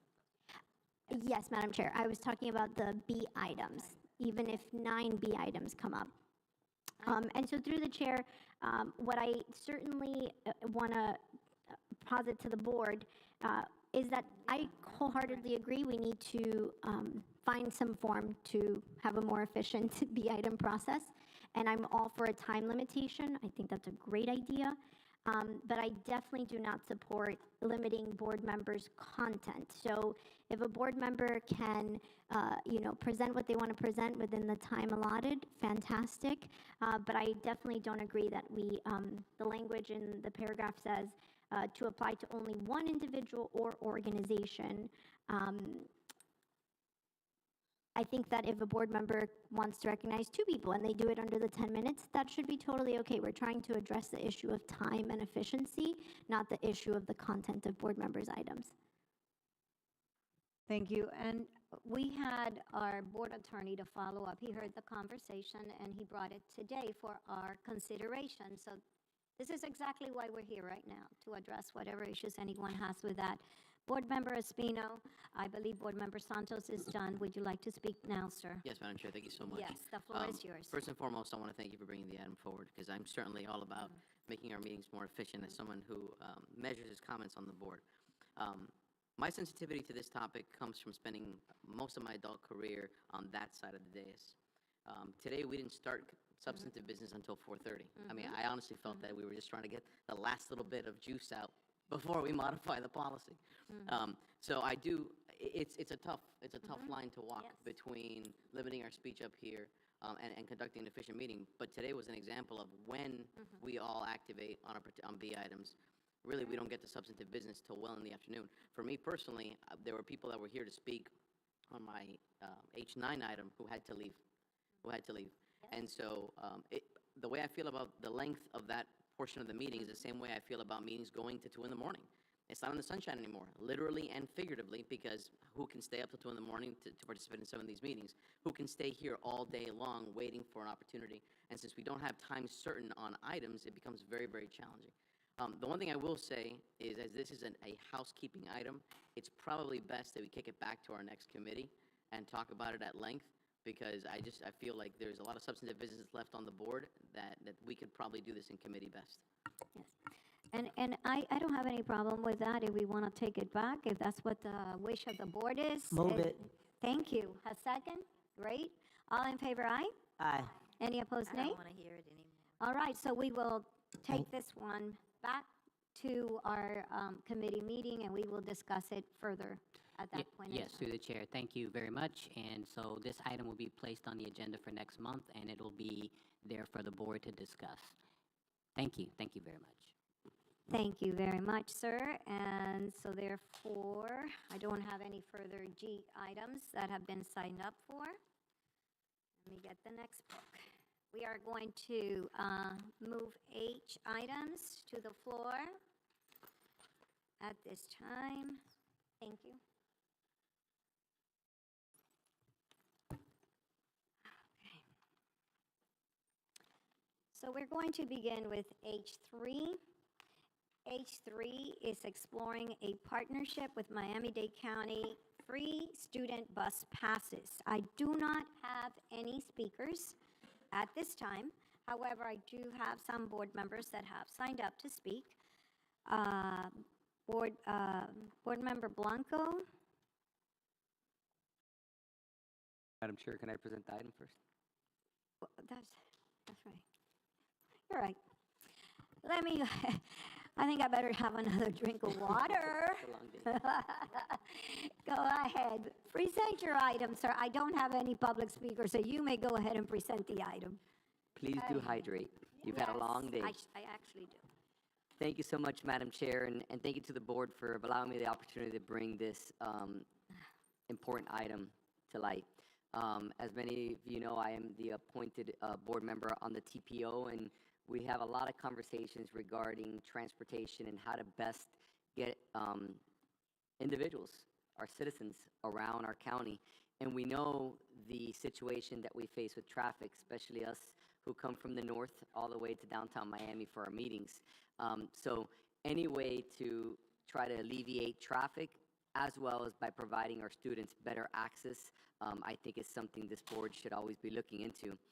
So I won't read through the entire item, as I know everybody had an opportunity to speak, but we currently as a district do offer support to some students in providing them with bus passes, but those are in specific cases. This board item is exploring the opportunity to partner up with Miami-Dade County to offer free bus passes for all of our students. With the use of the photo IDs that we already issue out to our students, this would then give them access to ride public transportation at no cost. As we continue to become your best choice and offering our students the option and the choices to go to the school that best fits their needs or their aspirations, I think we're going to see more and more students that are going to be traveling to schools across the county in order to be able to attend these programs.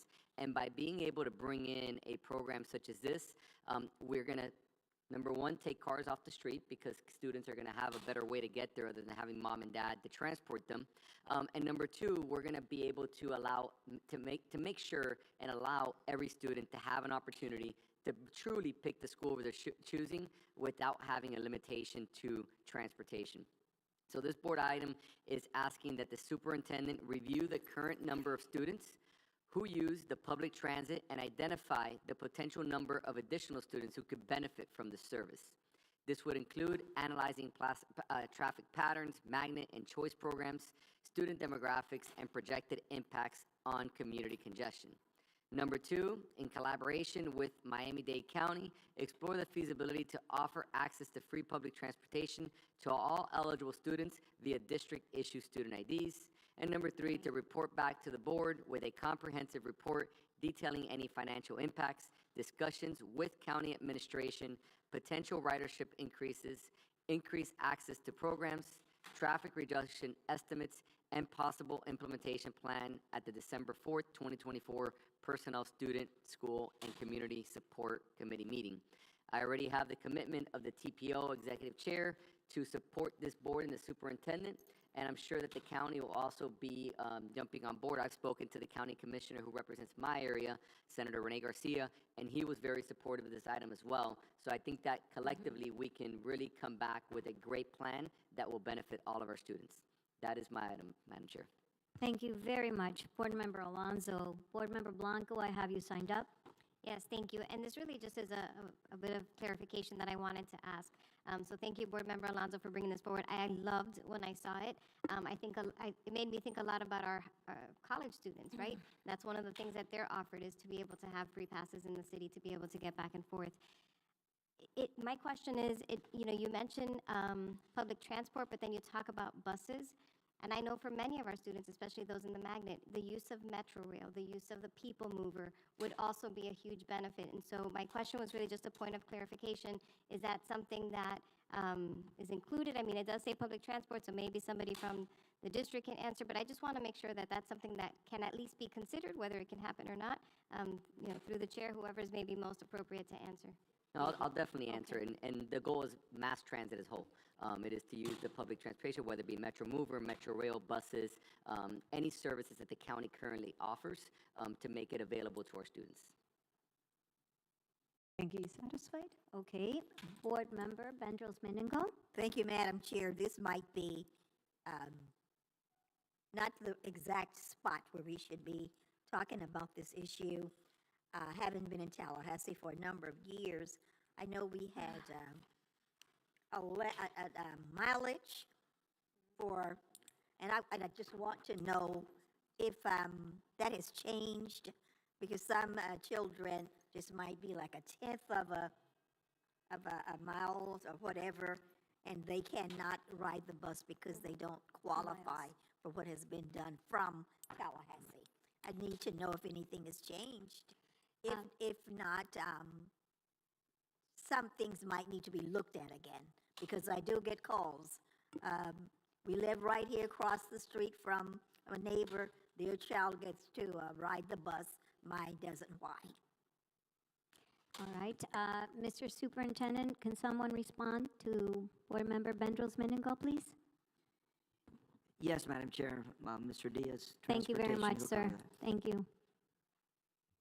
Through the chair, Dr. Bendros-Menigal, I think the question was related to who qualifies for transportation. Right, so basically the overall answer is there's a 2-mile status that still is into play. There has been conversations through legislature, so basically over 2 miles, you are provided transportation as well as the IEPs. IEPs also drive the rhythm of those that also can provide transportation. There has been conversations recently, and I believe legislature proposals of reducing that, because in some cases that's really can be a little complicated scenario. Urban settings compared to rural settings are quite diverse and quite different. But as it stands right now, the 2-mile status is still what it is. IEPs are also a driving force. And as a district, to be honest with you, what we do is we really try to go around the system in that sense, and knowing that we have space availability.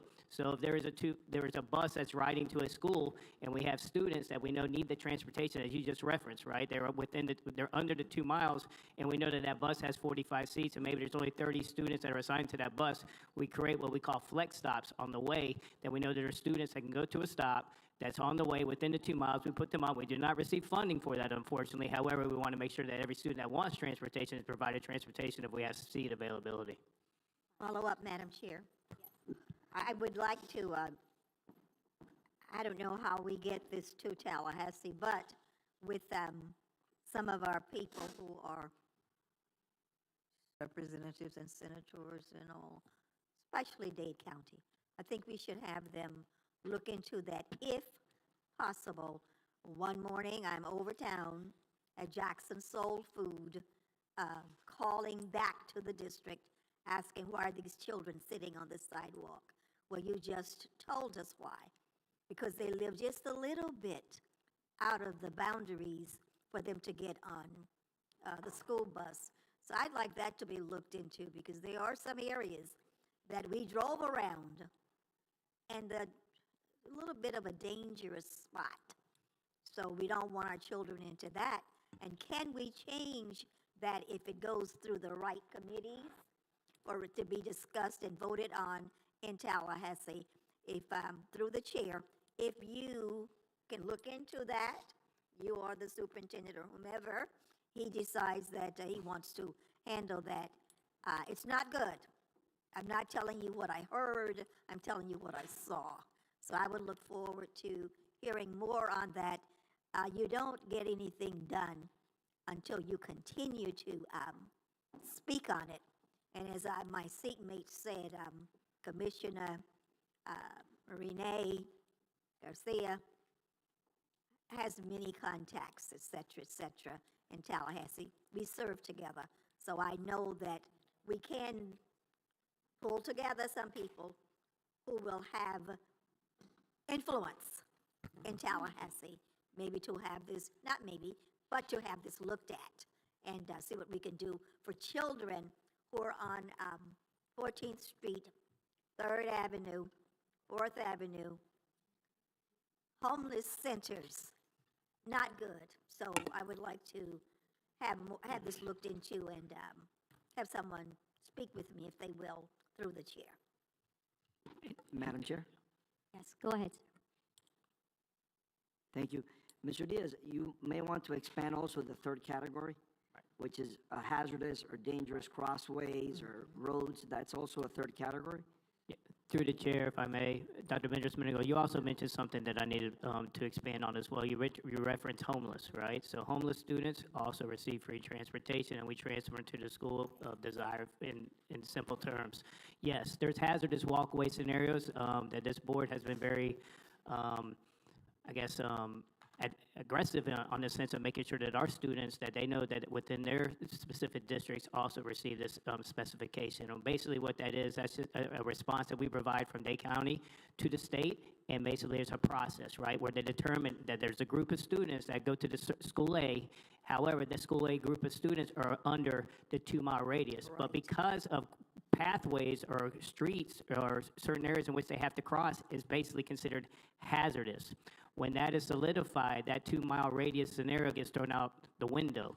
and transportation funding is provided for those students. This happened recently in the Miami Gardens area, and we do this all the time. Usually the regions provide these proposals to us through the schools. We push it out there. There's a way in which they assess this. It's usually by how many cars go by a street area at a certain amount of time, and based off of that, what we gain from that evidence, the state will qualify us to provide transportation for those students, even though we do, but we want to get funding for the transportation, and that's the differential of the hazardous walkway scenario. Thank you so much, Madam Chair. Yes, Dr. Vendros. Thank you so much. I know this is not what my seatmate wanted me to talk about, but I just thought I'd jump in since I heard Renee's name. He's my friend. So we will continue to look into this and make sure that our children are safe. Thank you so much, Madam Chair, and to my seatmate. Thank you. And at this time, I have Board Member Santos who's signed up to speak. Thank you so much, Madam Vice Chair. I wanted to definitely thank the maker of this item because as when we discussed withdrawing the Universal Student ID item, you've encaptured here in the action recommend that this be streamlined directly with our students, so they're not then having to figure out a whole nother system, but rather we provide the best user experience possible. And so I wholeheartedly support the item because I have been learning a lot more about transportation recently and was very surprised to learn about that hazardous designation, because our challenge in Miami-Dade is, although we have bumper-to-bumper traffic, it seems like some of our roads don't meet the threshold because cars are just not moving fast enough. And so we're not getting enough cars on the road at a certain time, which should be revisited, because certainly just because not enough cars are going at a certain rate doesn't mean that students aren't in harm's way. And I also want to thank Board Member Alonso for representing us so well in the TPO, because at our Walk Safe event that happened at West Homestead K-8 recently, the TPO, of course, they're a great partner. They were there, the county was there, and the UM team was there. And they're all, I think, because of the advocacy, really starting to think about how to provide more access to students. I think we are far beyond the point of, and transportation, I'm sure knows this, but far beyond the point of students, of the majority of students going to their homeschool. Now they're going to choice programs. And so we've really had to evolve in our transportation department, I would say. And I know that they've been doing a lot of building efficient systems to make sure we keep up with that change. So I think this will only add to that, and I'm really grateful for this item and wholeheartedly support it. Thank you. And Dr. Gallen? Yes, thank you, Madam Chair. I'm going to be definitely brief. Through the chair, Board Member Alonso, thank you for this item. This is an outstanding item. Anytime we have an opportunity to explore making provision for our children, and by extension, a provision for families, is something more than worth exploring. Definitely could have a positive impact with respect to traffic. As a parent, I understand the implications of how important this is. And again, many of our families struggle with some of the challenges financially. And I think any exploration that we can embark upon will be very, very beneficial. And at the appropriate time, I would like to be a co-sponsor. Did we co-sponsor all of these through the chair? I'm not sure. We did not. No. So I would like to be a co-sponsor at the appropriate time. Thank you. Board Member Espino? No, just motion for co-sponsor. Oh, okay. So at this time, do I have a motion for co-sponsors? Yes, second. Do I have a motion to approve the item as amended? Move it. All in favor? Aye. Okay, so at this time, we're going to move item H7. Madam Chair, Yes. I did want to speak on the I'm item. so sorry. I apologize. That's We will okay. go back to our student advisor. Go ahead. Thank you. And I just wanted to quickly thank Board Member Alonso for bringing this forward. And I also wanted to ask a question, Mr. Superintendent, to staff. So there's a student I spoke to who attended the School for Advanced Studies Wolfson campus, and yet she lived in District 4, and she informed me that she was awarded, she was given a Metro Pass somehow through the school board, and she remembers that there was a staff member who was actually in charge of monitoring the bus pass usage, and to make sure the students who were being given these Metro passes were actually using them properly, and that she would also recharge them every month. Does anybody have any context as to, is this only for students who attend the School for Advanced Studies, or how did this process exist, and how does it operate, and is it still in effect? Through the chair, we do have certain schools, I can get you the list of schools that are grandfathered in, that do receive bus passes through a system that we pay for in the Department of Transportation. Understood. Thank you. That answers my question. So I definitely support expanding this item district-wide, and I think, Mr. Alonso, this is a phenomenal item, and I know so many students, even in my school, who depend upon public buses to get to school just for complicated reasons, or, you know, they have to stay after school for clubs or whatever it is in sports, and they do rely on public transportation as a major part of their life. So this is a phenomenal item, and I know the students are 100% in support of it. Thank you. Thank you very much for your input, and I was not here. I had to walk out for a moment, but I would like Board Member Alonso to know that I fully support this item, and I think it's a wonderful item, and I'm happy to see that it passed with unanimous vote. All right, so we now proceed to H7. H7 is the Early Childhood Curriculum Development. This is a primary focus on equity and engagement in Miami-Dade County Public Schools. We do not have any public speakers at this time, but I do have board members that have signed up to speak on this item. So I will go ahead and have, let's see, Dr. Bendros Meningol. So you have no board Seven, members? I'm sorry. no. You may present it, ma'am. Okay, thank you. I will get on it. Thank you very much, Madam Yes, ma'am. Chair. Thank you. This board recognizes the importance of early childhood education and its critical role in shaping future generations. As we review the curricula mandated by the state of Florida for early childhood education, it is important to address the unique needs of Miami-Dade County's diverse communities, particularly those residing in targeted urban areas. I don't usually read the entire item, but I just want to make some salient points. We want to make sure that all children, I heard something this morning from Tracy Wilson Morning, and it's so true. She stated, if you're not educated, you can be controlled. If you're not educated, you can be controlled.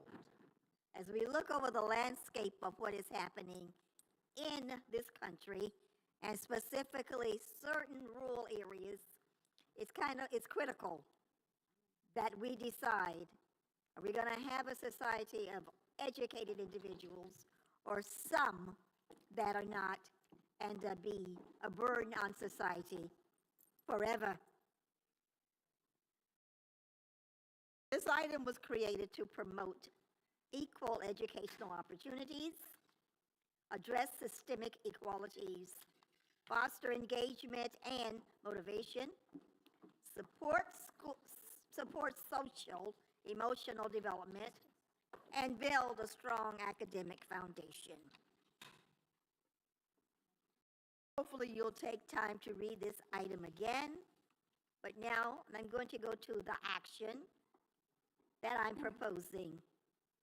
That the School Board of Miami-Dade County, Florida, direct the superintendent of schools to, number one, review the early childhood curricula mandated by the state of Florida to ensure that it reflects the specific needs of targeted urban areas in Miami-Dade County, particularly with regards to economic disparity, community engagement, and youth development.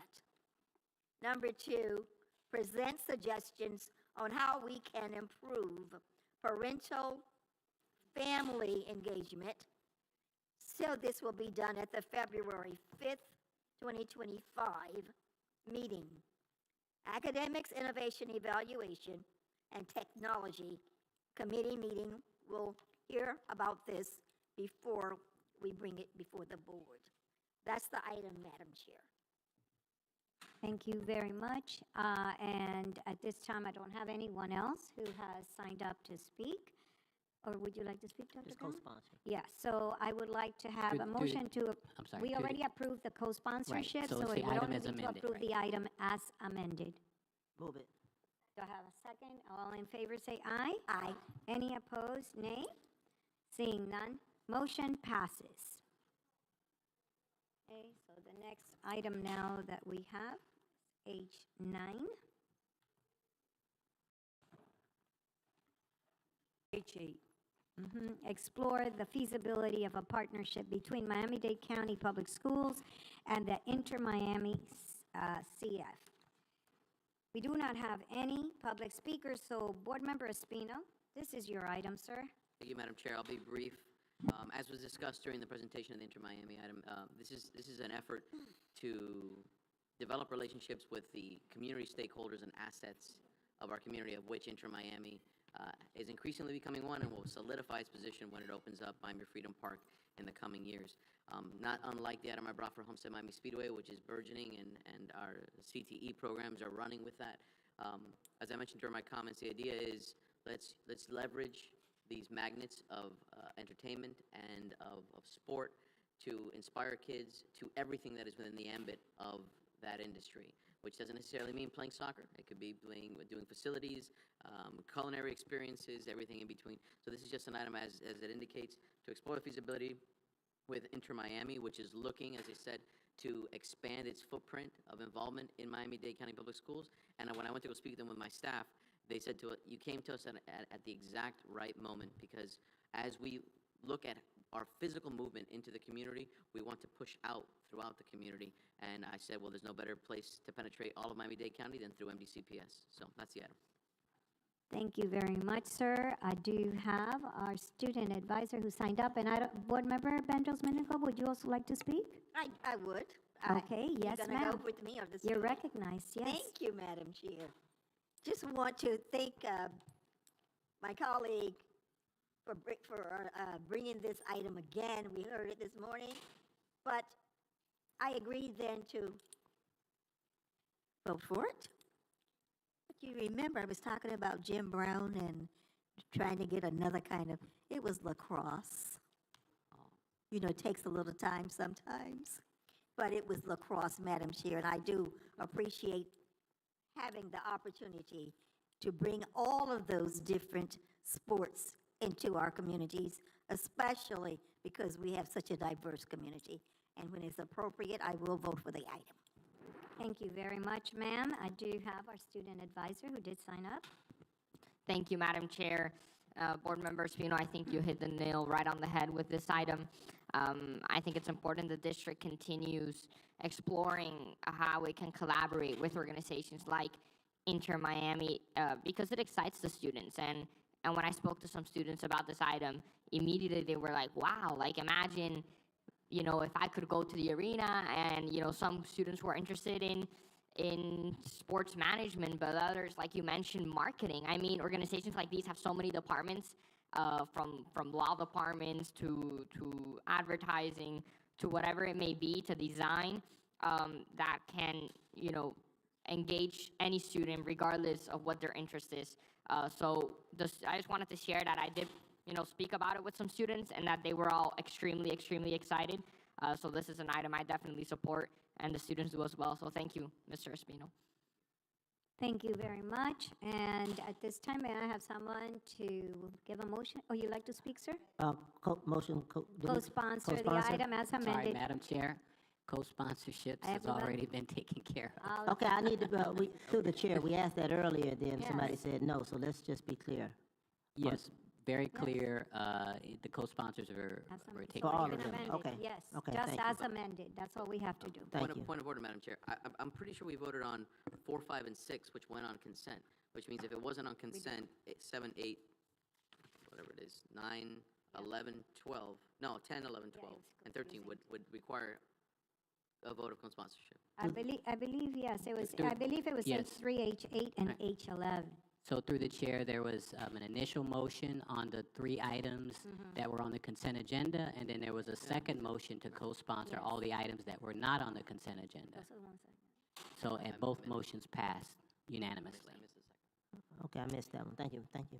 Through the chair, I also missed that one. I think there's at least 3 of us who missed it. So we are going through each item. I do clearly remember voting for what I have is H4, H5, H6 in my notes.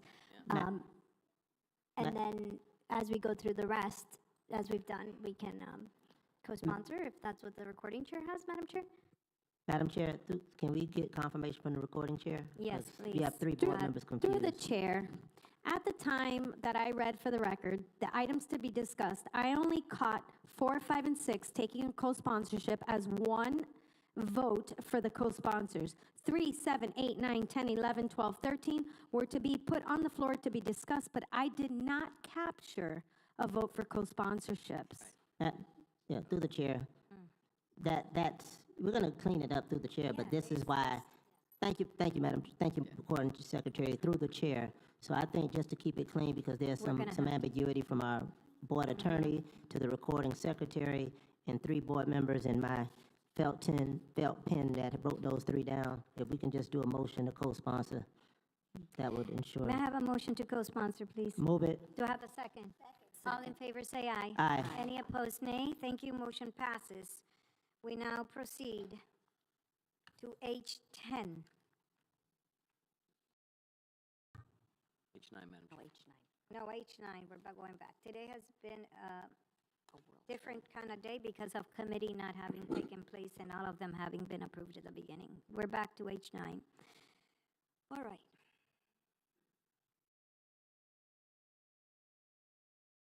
The School Board of Miami-Dade County, Florida recognizes Victims of Communism Week. We do have speakers that have signed up to speak on this item. I have Mr. Wilmer Suarez. He had to leave. He had to leave? Yes. All right. And we have Isabela Rodriguez.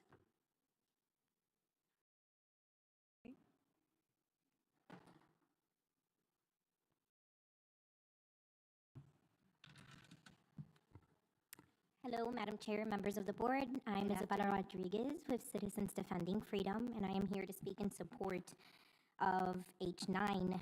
I'm a first-generation American. My parents fled communist Cuba. They were very affected, like most people in our community have, by the dangers of communism. Sometimes we're called traumatized, we're accused of living in fear when we ring the alarm on issues that sound a lot like the communism that my family had to flee. It's okay. We take the persecution. Thank you, thank you, School Board Member Espino, for presenting this item. Excuse me, ma'am, if you could stop for a Yes. moment. Ms. Yobis, the clock is not showing here. All right, we have now started. Go ahead, ma'am. Ironically, I am here not just to speak on behalf of Citizens Defending Freedom, but the dozens of parents that have been persecuted for participating in school board meetings over the last 3 years. In particular, an Antifa page that I mentioned the last time I was here that has targeted parents' jobs. In fact, one of the moms that spoke at last month's meeting had her job called and lost her job as a result of participating in public commentary. So, the reason why this item is so important, because we continue to live that persecution when members of this community ring the alarms on the dangers of communism. We don't do so from a place of trauma, we do so from a place of knowing the harms that can be caused. So I am here once again to ask the board to please investigate what are the connections between this Antifa page, the United Teachers of Dade, and some of the members of this board that seem to be a part of the allies of this page that have targeted parents and other members of this community. Okay, Mr. General Counsel. Yes, Madam Chair. I believe that right now some statements are being made that may be issues that should not be addressed here publicly at this time, sir. I need your input. Yes, through the chair, with regard to, we have decorum policies, and therefore, any comments that go beyond decorum policy, if it's not related to the district, anything that goes beyond that should be prohibited. And anything that would be contrary to, federal guidelines with regard to public radio and television, that also has to be prohibited. Okay. All right. You may proceed without addressing issues related to the specifics that you just addressed. Go ahead, ma'am. Absolutely. Thank you, ma'am. As a result of the current persecution that we still deal with here in Miami-Dade, as a result, I think that the item is incredibly important because it shines a light on exactly why it is that parents feel the need to be as outspoken as they are when controversial items are brought up to the board. So I want to thank you, and I also want to congratulate on the address that was given today in that 94 graduation score. We're very proud of the representation that we currently have on the board. Thank you for your time. Thank you. Thank you very much. I don't have any other speakers, so Mr. Espino, sir, you may go ahead and address. Thank you, Madam Chair. First, I want to start off by thanking your leadership on this item, as well as Board Member Alonso, bringing up, ensuring that we have the supplementary curriculum materials to advance the anti-communism curriculum that was advanced by the state of Florida. Throughout history, countless of individuals, as was mentioned by the speaker, have suffered under the oppressive regimes of communist governments worldwide. My family was certainly one of them. While my father was able to get out of Cuba in '61, my mom was, along with several family members, placed in internment camps into forced labor for about 6 or 7 years. And that is just one indicia of, one example of type of oppressive efforts to keep people under control that these governments execute. In the pursuit of control and absolute authority, these regimes have denied basic human rights such as freedom of speech, religion, and the press, while subjecting citizens to severe persecution, violence, and economic deprivation throughout the world. The stories of those who lived and died under these regimes remind us of the importance of upholding democratic values, individual liberties, and human dignity. The state of Florida has established a day of remembrance to honor the victims of communism and recognize millions of people who've lost their lives and endured unspeakable hardships under communistic rule. Victims of Communism Day is an opportunity to educate students about these historic events, ensuring the future generations understand the devastating consequences of totalitarian and appreciate the freedoms that we enjoy today. Victims of Communism Day occurs annually on November 7th. This year, it's right after the election. Formally recognized when Florida Governor Ron DeSantis signed House Bill 395 in 2022 to require Florida schools to include instruction on the history of communist regimes and the impact on human rights. The law mandates that high school students be taught about the victims of communism and the ideologies that have led to widespread repression. On May 18, 2022, Board Member Maritere Rojas proffered and unanimously passed Agenda Item H3, Miami-Dade County Schools' official endorsement and support for the implementation of newly adopted Florida House Bill 395, Victims of Communism Day, adding the governor's bill to the district's list of recognized historical remembrance days. This observance also aligns with the efforts of the Victims of Communism Memorial Foundation, established by an act of Congress in 1993 to educate Americans about the history and awful legacy of communism. This organization hosts remembrance ceremonies and educational initiatives each year to raise awareness for the victims' plight. This board item seeks the board's approval to recognize November 18th through the 22nd, 2024, or the third week of November, as Victims of Communism Week in accordance with applicable school board policies and state federal laws. The law requires 45 minutes of instruction as the minimum that is required. That is essentially one particular lesson in one particular day. That's very, very challenging in my mind to compress the horrors of communism into a single day. And it's certainly not can be easily folded into the various history lessons that our high school students experience. It's proposed that during this week, teachers in Miami-Dade County Public Schools engage students in meaningful discussion, lessons, and activities where it's aligned with curriculum standards to honor the memory of those who suffered under communistic regimes and reinforce the importance of safeguarding democratic principles. So the recommended item is just a recognition of that week as Victims of Communism Week, and requests that the superintendent encourage teachers where it aligned with curriculum standards to engage students in meaningful discussions, lessons, and activities to honor, as I mentioned. And that's the item, Madam Chair. Thank you very much. And I have Robert Alonso would like to speak first. Go ahead, sir. Thank you so much, Madam Chair. And I wasn't going to speak, but I just want to once again thank Board Member Espino for bringing this very important item. And to the parents out there, don't stop. Keep on expressing yourselves and sharing your opinions. It's unfortunate that we still have this level of hatred in our community. See, I signed up for it. I ran for an election. I knew what I was getting into, and I'm on those slander sites, and it's okay. But it's sad when a parent that comes here to just express their opinion is put on one of those slander sites and could possibly even lose their jobs if that's something that occurred, just for expressing their opinions. That is communism at its greatest. So we need to protect this, and we need to protect this great nation that we have, where we've always been able to express our opinions without having to suffer consequences or repercussions just for sharing what it is that we believe in. So once again, I thank you, Board Member Espino, and I thank all of our hardworking teachers that are going to be working throughout that week, I know, to educate our students on the impact of communism, because it's important that we never let those wounds heal, because it's just one day away from happening to any nation as we've seen throughout all of Latin America. So thank you again. Thank you. And Board Member Espino, this is such an important item. Actually, it was May 18th of 22 when I first proffered the same item, when the governor had initially addressed this issue. And it's imperative that we continue to keep this very much at the forefront in the minds of all of our students, because again, those of us who come from families that had to lose everything, such as many of us have families that came from Cuba or from other countries, and they lost their homes, they lost everything and anything that they owned, come to another country, learn another language, because unfortunately they had to be confronted with communism and freedom of speech and freedom of liberty and freedom of everything was taken away. So I fully truly believe that it is imperative that kids understand and they learn about what has happened in many different parts of the world, and particularly what happened 90 miles away from Miami, where we live. So again, they have to be cognizant of everything, and I appreciate the fact that you brought it, and I want to thank Ms. Diaz for following up accordingly and keeping up with everything related to this issue, as well as Lisette Alves.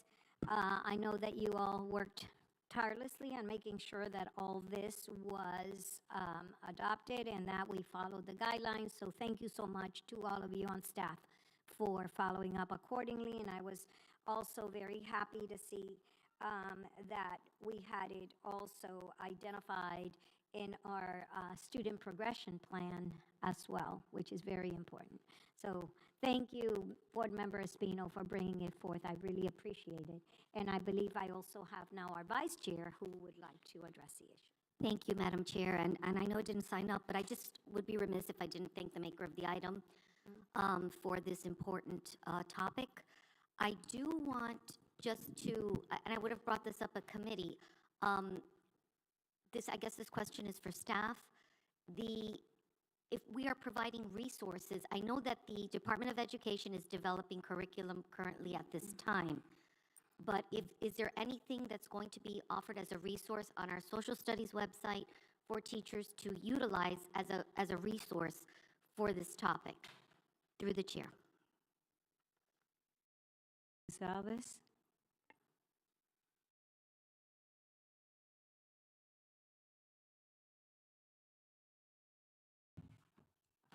Through the chair.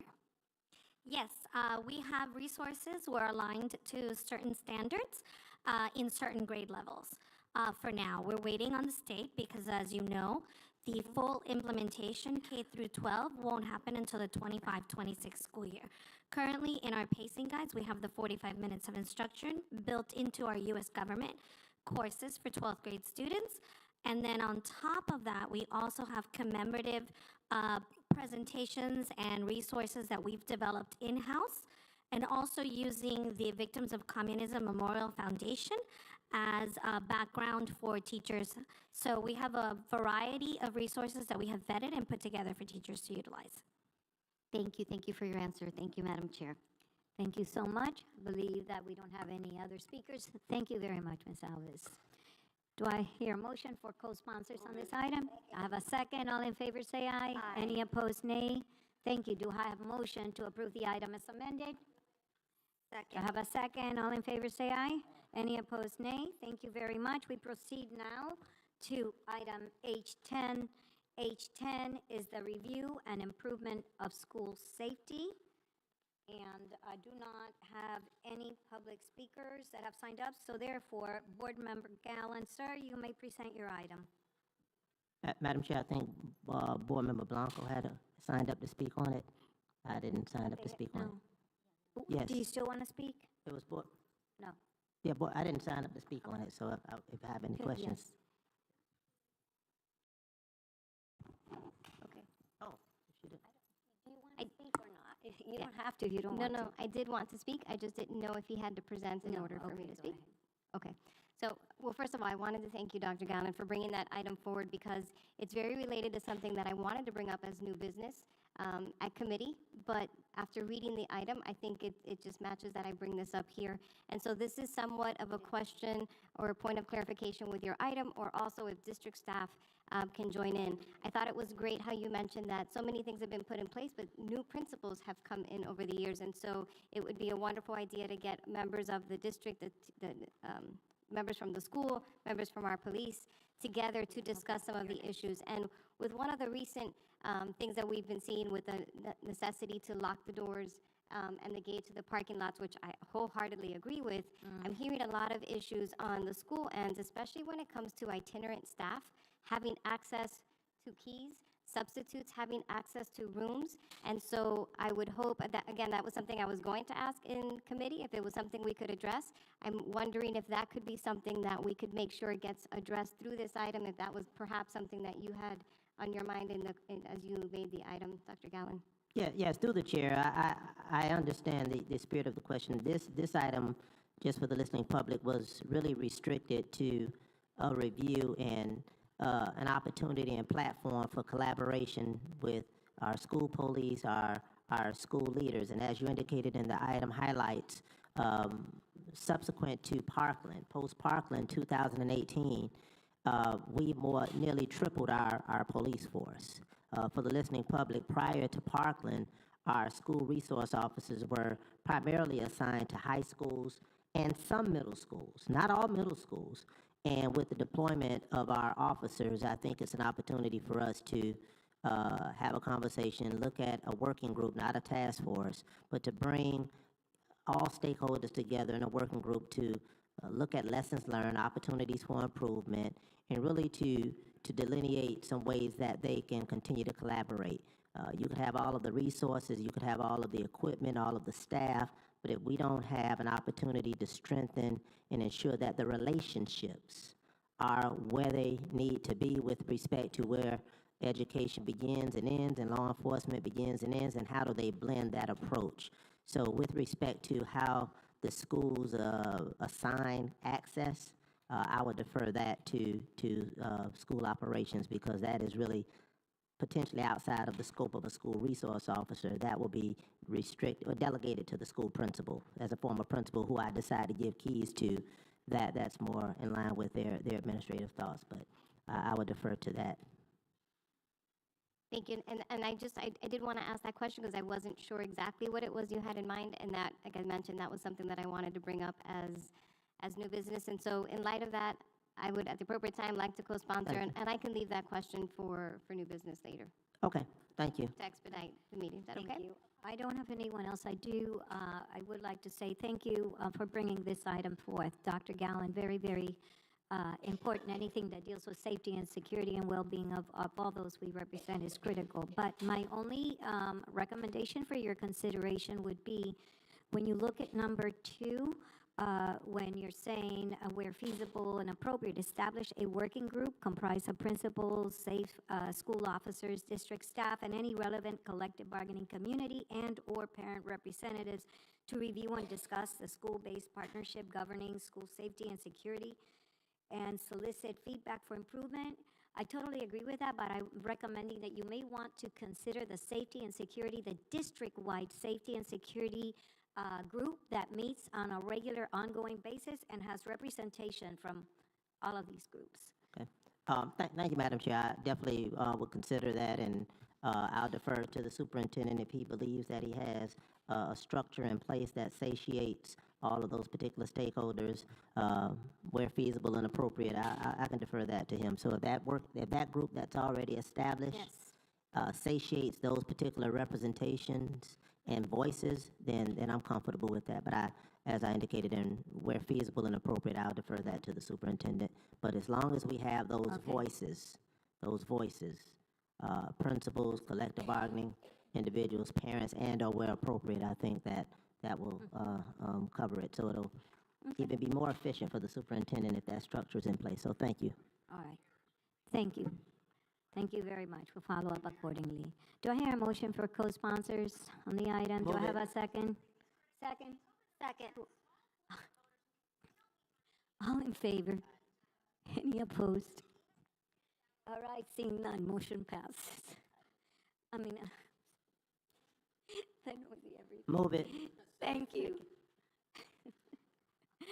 All right, so now the motion, all in favor, and then the motion as amended, please. Aye.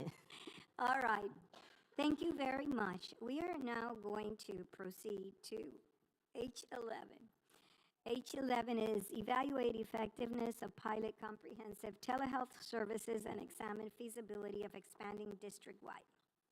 And this item has no public speakers, and I have Board Member Blanco to present the item, please.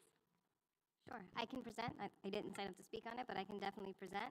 As you mentioned, the item is to evaluate the effectiveness of the pilot comprehensive telehealth services and examine the feasibility of expanding it district-wide. We all know that ensuring the well-being of our students is a top priority here for our board. Research shows that both physical and mental well-being of our students is linked to academic achievement, increase in attendance, it's linked to behavior, and there's a link to concentration and memory as well. Prior to COVID-19, we really only had nurses in schools for those students that might be at those schools that were in need of services through an IEP or a 504 plan. In 2019, Board Chair Maritere Rojas presented an item H5 exploring the feasibility of telehealth in counseling. Shortly after, with the rise of the pandemic, we did in fact add telehealth for mental health. Once we returned to schools after COVID, we had ESSER funds as well as community partners assist us in having every school have some sort of health services, whether it was RNs, LPNs, EMTs, or health techs. As ESSER funds begin to expire, we have been very fortunate to continue to have community partners so that we can have some form of health services in our schools. In 2022, we started a pilot in 19 schools to provide telehealth for both physical and mental services. That pilot is about to end in a few months. So far, some of the advantages that we've seen of the pilot is that parents have access to these services 7 days a week, not just during the school day. Some of the preliminary data shows that student academic performance has increased. There have been less cases of mental health concerns in those schools. Disciplinary actions have decreased, student absenteeism has decreased, and employment disruption for parents has also decreased. Given the benefits of the use of services beyond the school hours, I feel it's prudent as a school board to consider the feasibility of offering this district-wide before the pilot ends. And so this item is asking the School Board of Miami-Dade County, Florida, request that the Superintendent of Schools, 1, review and analyze the effectiveness of the pilot program providing telehealth services, 2, explore the feasibility of expanding these services across the district, and 3, provide an update at the Personnel, Student, School, and Community Support meeting on December 4th, 2024. And that is my item. Thank you very much, and I have now Board Member Alonso, who signed up to speak. Thank you so much, Madam Chair, and thank you to the maker of the item, Ms. Blanco. I think it's a great item. Anything that we can do to improve the services and the health of our students is of our utmost importance always. My comments were actually not even about your item, but it does fall in line within its regards to the health services. I wanted to get an update from the superintendent or from staff on the staffing of our nurses. I think telehealth is great, but we all know the effectiveness and the importance of having an individual, a trained individual at each school to be able to provide life-saving services to our students. We actually had a individual that we recognize here, an EMT specialist that saved the life of a student in one of our schools here recently and provided him a proclamation.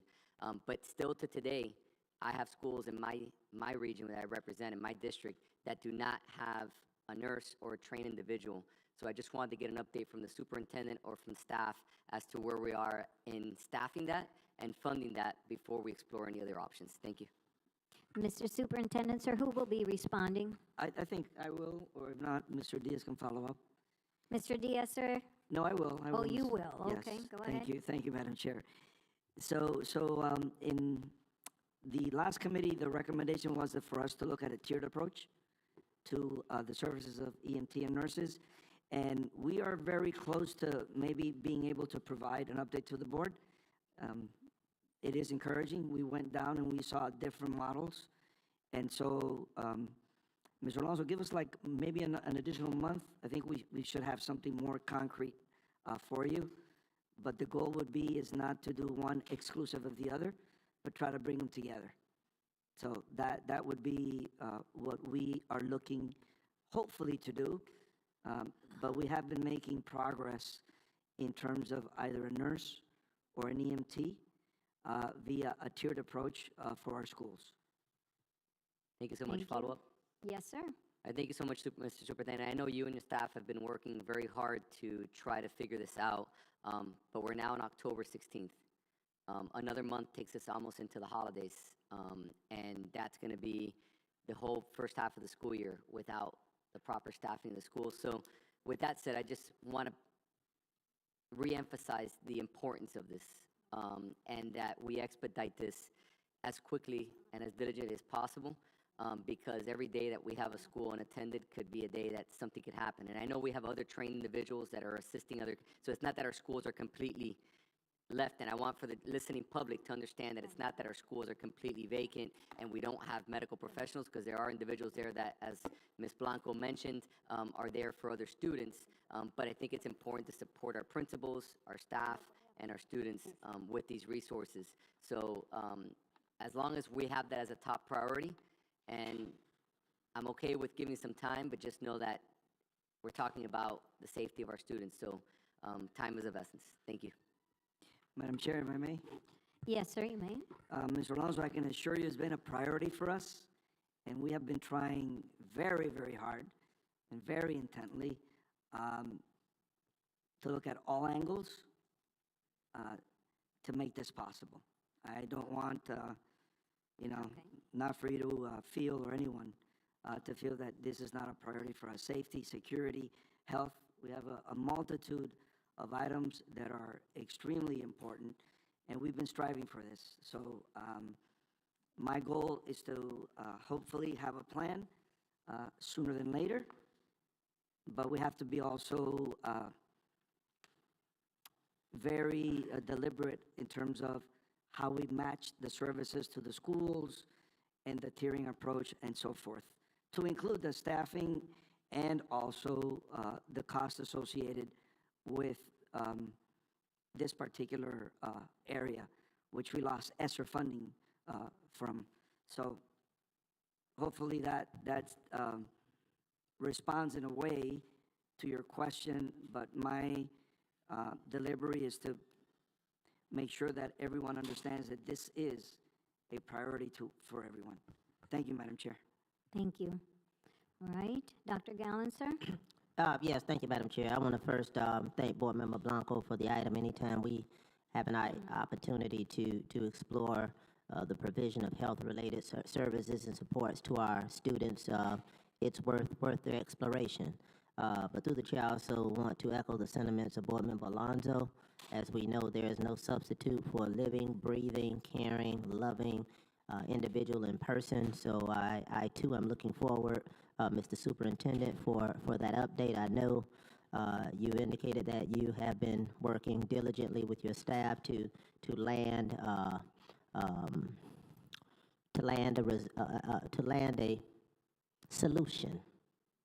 a solution, be it blended or otherwise. But I want to echo the sentiments as it relates to, especially, let me just say this, especially in some fragile communities where access to health-related professionals is limited. And again, it only takes one. I do recall the recognition of the individual. I think it was in Board Member Espino's district that it happened, and that was a life that was saved. And there's something that we all know in tort law, I'm sure Mr. Harvey would agree, it's called knowing. So where we know that there's a possibility and we don't take the necessary steps, I think that creates some challenges for us. I believe that you're working toward it, but I too am concerned about the timeliness of it, and look forward to a resolution as you indicated. And the board will be provided the update accordingly, and our schools, I'm sure, and our parents will be much appreciated. So look forward to it, and I trust that we may not have to have this conversation continuously, and I trust that you're going to bring this to an expeditious and appropriate and responsible resolution. Thank you. Thank you, Ms. Superintendent. Thank you, Madam Chair. Thank you. And I'd like to take this opportunity to thank Board Member Blanco as well for bringing this item. Very, very important, and telehealth can help. But I've also addressed in the past that I personally had, as a teacher, saved the life of a student who was choking in my classroom. And I had another person that I also had to use the Heimlich to save. And so it is imperative that we do have maybe some sort of a blended approach to some degree, but that we have as many hands-on personnel that could actually give CPR or the Heimlich or whatever is necessary at a given moment when the minutes, no, the seconds count. So it's imperative that that's followed up on. I do want to bring to your attention, Mr. Superintendent, and you may have seen it as well on TV. They have been showing some new, product that supposedly can save the life of a child or an adult immediately. I don't know anything about it. I'm not promoting any of that, but I think you might want to research also that new option that is now being shown regularly about how to save people's lives when someone is actually choking, per se. So just for your consideration, sir. At this time, I would like to have a motion for co-sponsors. Do I have a second? Thank you, Mr. Espino. All in favor, say aye. Any opposed, nay. Thank you. Motion passes. May I have a motion to approve the item as amended? All right, motion passes, and now we're going to proceed to H12. H12 is the condemnation of violence perpetrated on the state of Israel. I do have several speakers that have signed up. We have Richelle Vargas. Hello, thank you. Thank you. One of my favorite experiences attending schools and MDCPS was the diversity of my classmates. For example, I had friends from across Latin America and the Middle East of all religions. So it concerns me that the school board could vote to only condemn violence upon one state when that same state has perpetrated decades of violence upon other nations. The first line of H12 condemns acts of violence that threaten the safety and security of any nation, particularly those that harm civilians and disrupt the education and well-being of young people, end quote. And yet, H12 makes no mention of Palestinian or Lebanese victims, only painting Israel as the victim. Since H12 condemns acts of violence that disrupt the education and well-being of young people, I'd like to remind you that at least 16,765 Palestinian children have been killed by Israel. Of them, 11,500 were school-aged kids. 123 schools have been completely destroyed in Gaza by Israel, and at least 625,000 Gaza students have been left without education.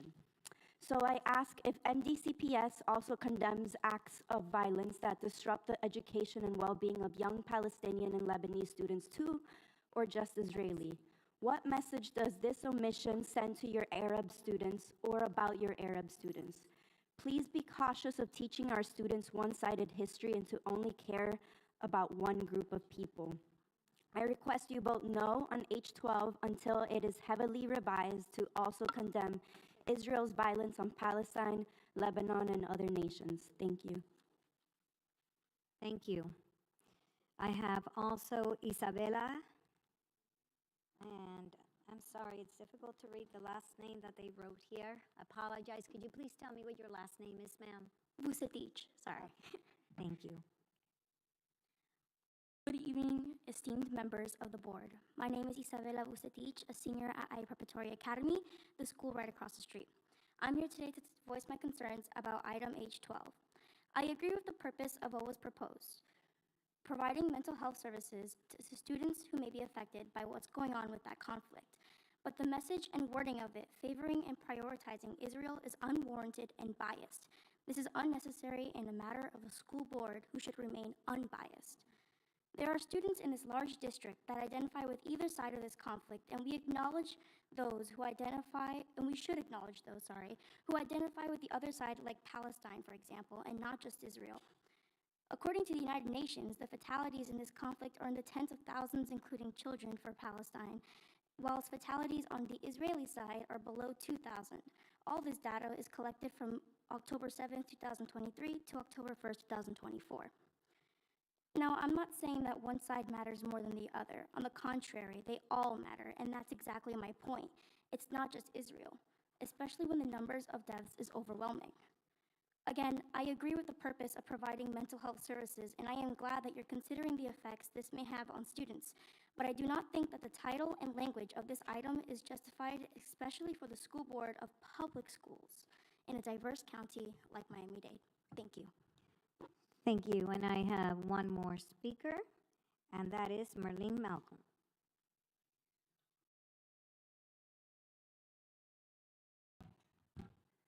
Good evening, Madam Chair, Ms. Vice Chair, members of the school board, Mr. Superintendent. I thank you for the opportunity to stand before you.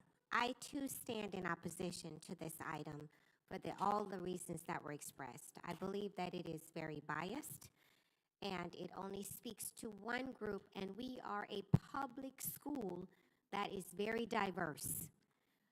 We have Israeli victims, we also have Palestinian victims, and this item only speaks to one group of those victims.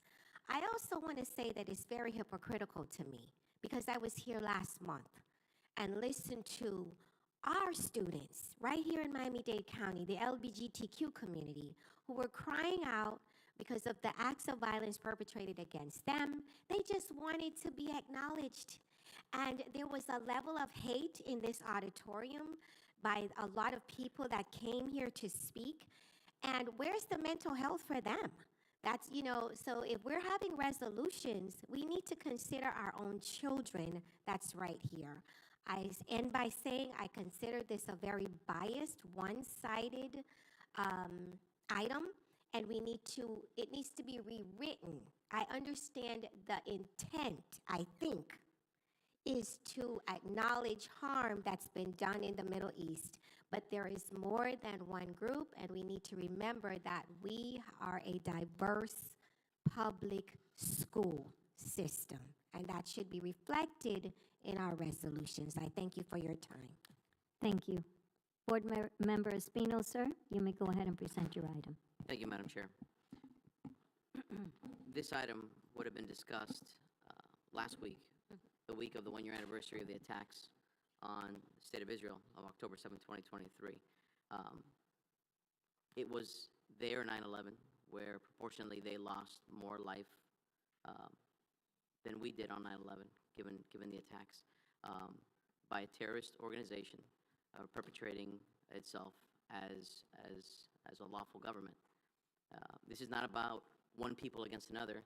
It's about a state that shouldn't have to constantly fight to maintain its existence. And then on top of that, this item was brought forward the week that, coincidentally, another country decided to lob another series of attacks on the state of Israel.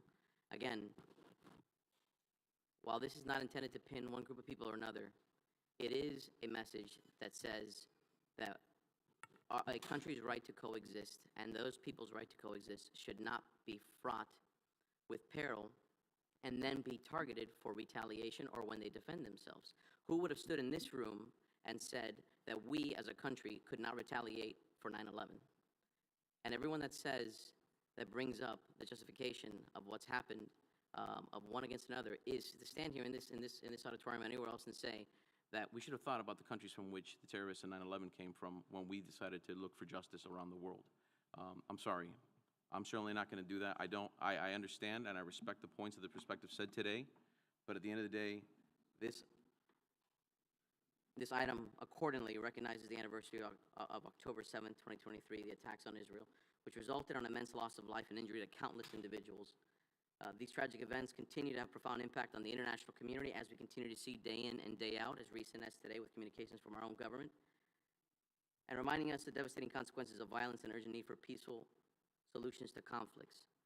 While Israel works and defends itself and the other countries, the idea that additional countries should pile on is something that should be condemned, and it should not be condemned as a way of trying to stop Israel from defending itself. They should be condemned, period. The state of Israel is our ally. They're a beacon of democracy in the Middle East, and I, for one, feel that as we today say that we recognize the ills of communism, we also have to recognize the ills of countries around the world challenging freestanding democracies where there are none surrounding it.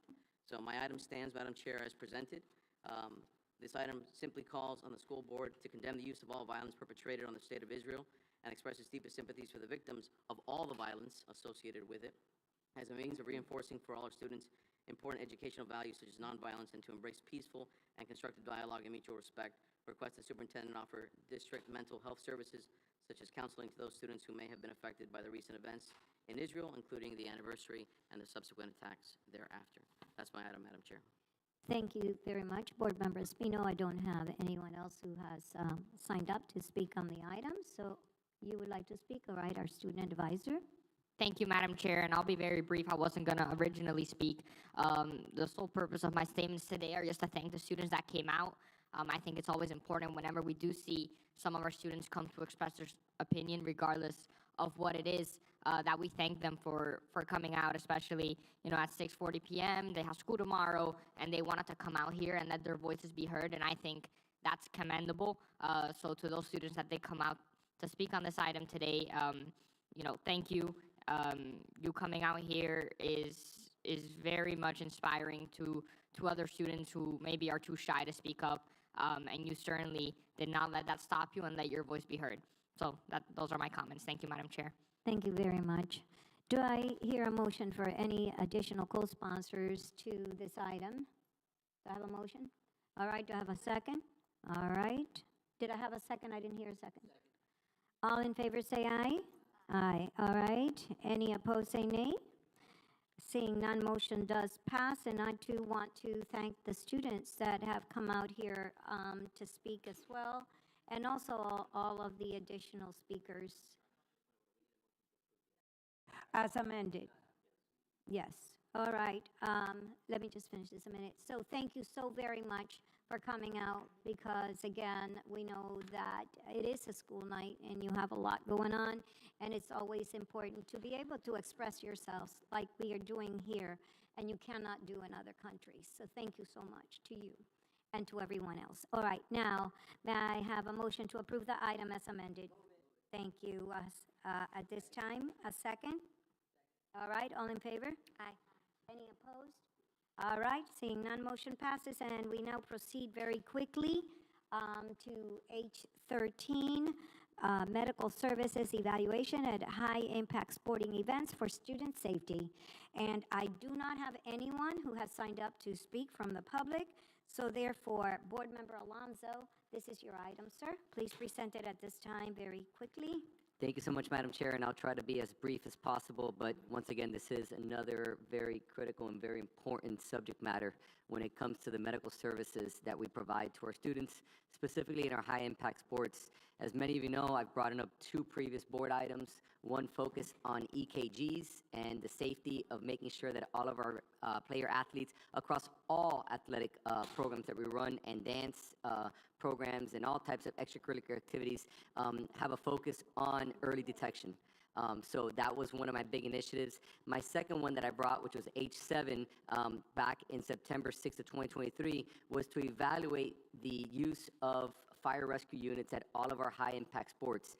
As we know, these high-impact sporting events pose distinct challenges regarding the health and safety of student athletes because there is so much impact occurring. You know, as these athletes continue to become higher performing athletes, stronger, faster, equipment gets better, the hits continue to become harder.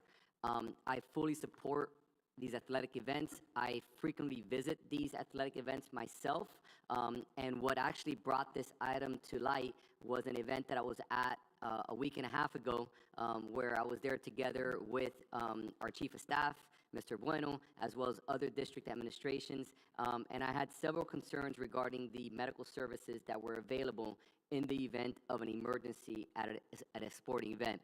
So what I'm asking in this board item is for an evaluation to focus on on-field medical support, the availability of medical equipment, the training and qualifications of medical personnel on the field, the coordination with local emergency services, which I think is critical, especially when we're having to do transports out of these fields.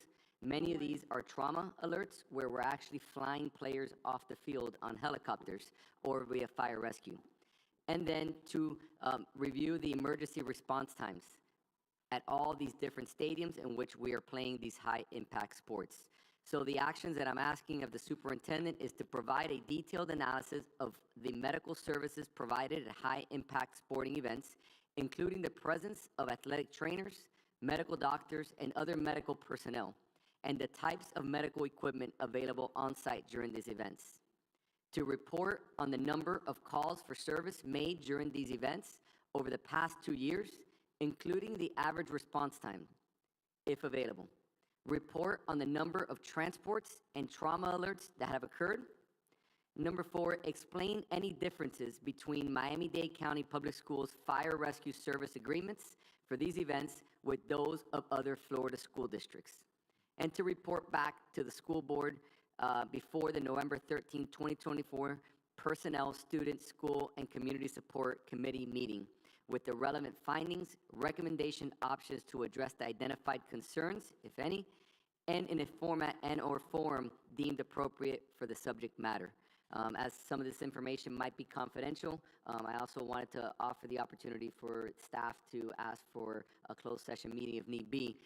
But it was alarming for me, it was concerning for me to see the services that were being provided at one specific game. I hope that that was just a one-time event, but I think it's deemed necessary that we do a full evaluation of all these sporting events, and the health and safety of our student athletes and all of our students should always be the top priority. And if we don't have the appropriate medical equipment or personnel, games should be called. Because to have a game without the appropriate medical personnel and equipment is only putting our students at harm. So I thank you so much for allowing me to present this item, and I look forward to the support of the remaining of my other board members. Thank you. Thank you very much, Board Member Alonso. I do not have any other board member that has signed up to speak. However, I would like to state for the record, thank you so much for bringing the item forth, because safety and security and the well-being of all those that we represent, our students as well as our workforce, is indeed our #1 priority. I'm quite sure that the superintendent and his team also have that as a priority, so I'm too looking forward to a report that we'll be able to discuss more in depth and make sure that we're doing everything in our power to ensure the safety and the well-being of our student athletes as well. So thank you to you, Mr. Alonso, and thank you, Mr. Superintendent. I know you're going to follow up accordingly and expeditiously with that. With that said, may I have co-sponsors for this item? Do I have a motion? Do I have a second? Thank you. All in favor say aye. Aye. Any opposed, nay. All right. May I have a motion to pass this item as amended? Do I have a second? A second? All right. All in favor say aye. Any opposed, nay. Thank you. Seeing none, at this point in time, we have now exhausted all of our agenda items that are being voted on before the board today. Prior to going to public hearing, Mr. General Counsel, sir, have we left anything out, or we have handled all of the items that we were supposed to on the regular agenda? Through the chair, my records reflect that all items have been exhausted, but I'll double check with the recording secretary. Ms. Yopes, all agenda items in front of us have already been addressed. I am now going to proceed to the public hearing. I just want to make sure that we have addressed all of the items in front of this board today. Through the chair, you are correct. All agenda items have been voted on correctly. Thank you so very much. We have now concluded all the business of the board according to the published agenda for today's regular school board meeting. And pursuant to our published agenda, we will begin calling speakers who are present immediately following the conclusion of the regular agenda. It is now 6:53 p.m. and we will begin our public hearing. I would like to remind everyone that the public hearing shall not conclude before 4:30 p.m. unless all of the speakers who have signed up to speak are present and have been given the opportunity to do so, and obviously that is not going to be the case today. We will now go ahead and ask Mr. Harvey, our General Counsel, to please highlight for us the procedures for this portion of our meeting. Yes, thank you, Madam Chair. In order to maintain order and decorum during the public hearing, the board has established decorum policies. The intent of these policies is not to regulate speech or the content thereof, but to provide for the efficient and orderly functioning of the business of the board, to protect the rights of each individual, to protect the right of the majority to decide, to protect the rights of the minority to be heard, and to preserve the spirit and harmony within the board and those appearing before the board. The policy and procedures governing today's public hearing are as follows.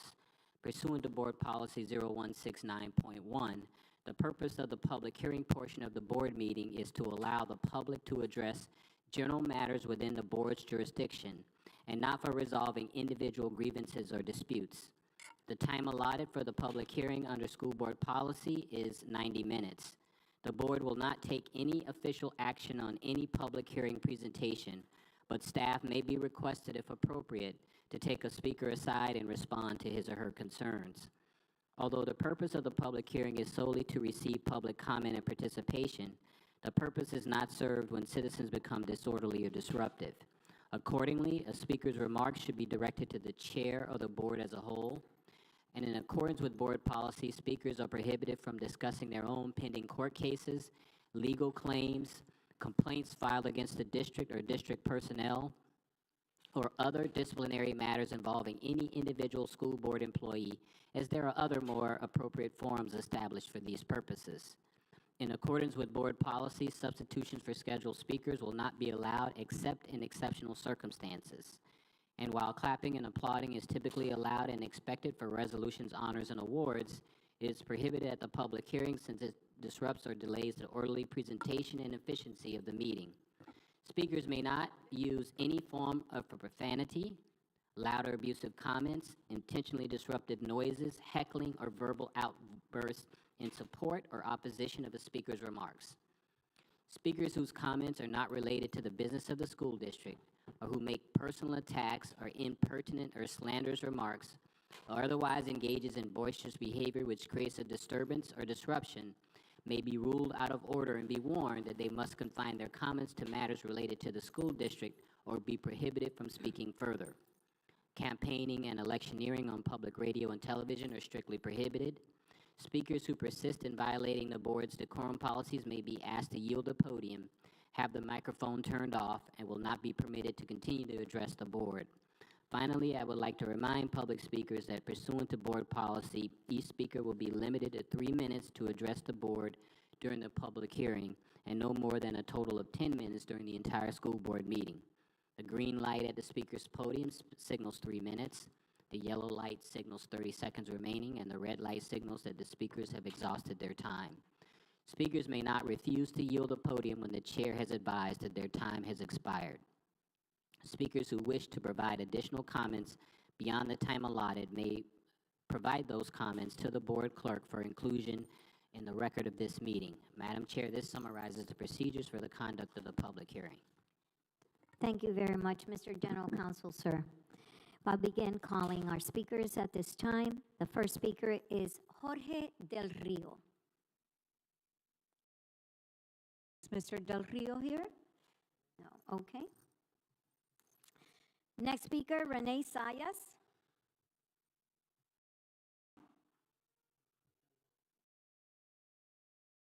The third speaker, Sean Betel. Victoria Gutierrez.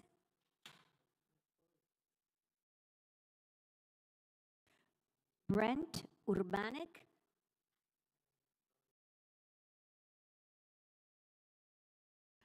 Robert Graves.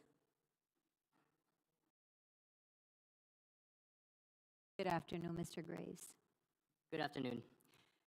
Members of the board, I would like to thank you on behalf of thousands of families who participate in scouting across the county. Families across the district are strengthening relationships with their school community when they gather at school once a week to help guide children to be the best version of themselves.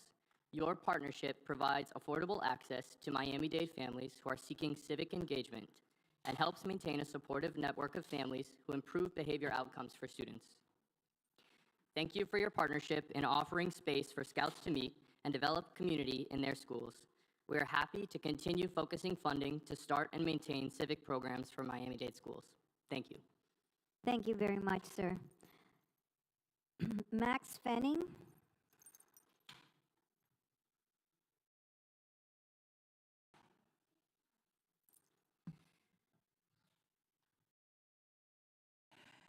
Good afternoon. My name is Max Fenning, and I'm the founder and executive director of PRISM, a youth-led nonprofit that works to expand access to LGBT inclusive education for young people in South Florida. Sunshine State Standard SSK.A.2.2 recognize the importance of celebrations and national holidays as a way of remembering and honoring people, events, and our nation's ethnic heritage. Last month, we once again bore witness to what happens when hate and bigotry go unchecked in our communities, as countless individuals came up to this podium and called those who support item H11, recognizing October as LGBTQ+ History Month, including parents, teachers, and students in the room, pedophiles. I will repeat, speakers called parents, teachers, and students in the room pedophiles for the supposed sinful sin of wanting to see the full spectrum of our history recognized. At several points, speakers mentioned members of the school board by name, a direct violation of rules of decorum, and only one received a warning. And in previous years, speakers against the item repeatedly antagonized those in support. Thankfully, there are no Proud Boys this year, at least not in uniform. But regardless of what your thoughts are on the item in question, this conduct is unacceptable and has no place in a public forum. But despite that, we stand firm, because that would have never shaken the shoulders we stand on. So why would we let it scare us now? Regardless of your vote on H11 last month, Miami-Dade County students have and will continue to celebrate October as the 31st annual LGBTQ+ History Month, because it is their right to do so. And in that spirit, parents, teachers, community members, and most importantly, students have gathered here today to share with you and the listening public the rich and diverse stories of Miami-Dade, America, the world, and even outer space. Because our lives would be so much duller, our songs so much quieter, and textbooks so much slimmer if it weren't for those who defied the odds, stood up to the sort of bigotry that we saw last month, and made history in the face of adversity. Their stories deserve to be told. So, once again, we present to you the third annual School to School Board. Thank you for your time. Thank you. Lyat Lazar.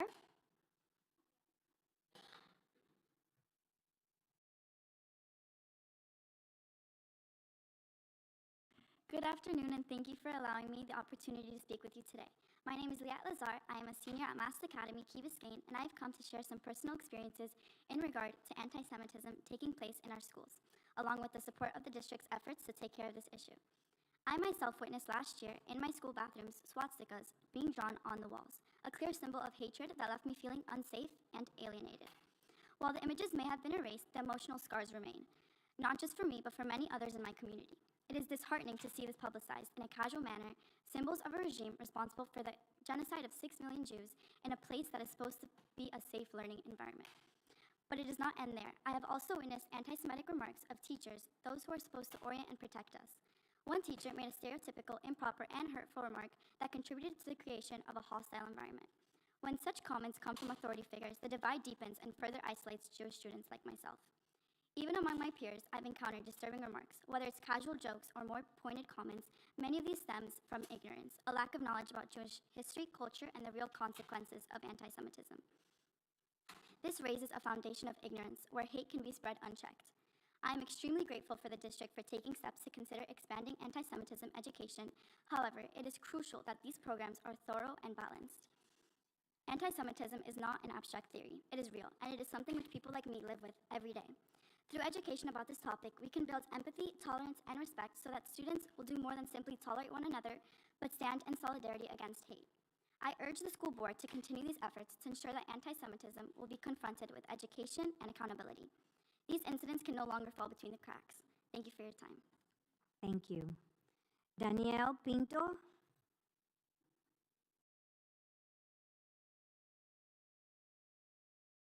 Hi, thank you so much. First and foremost, I want to ask, I have a written statement. Could I read it after my 3 minutes? I'm sorry? I have another written statement from somebody who is an alum of the...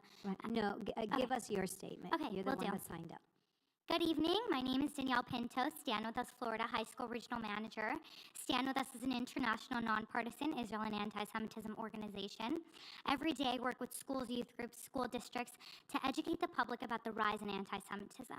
I am also Danielle Pinto, class of 2020 from Dr. Michael M. Kropp Senior High.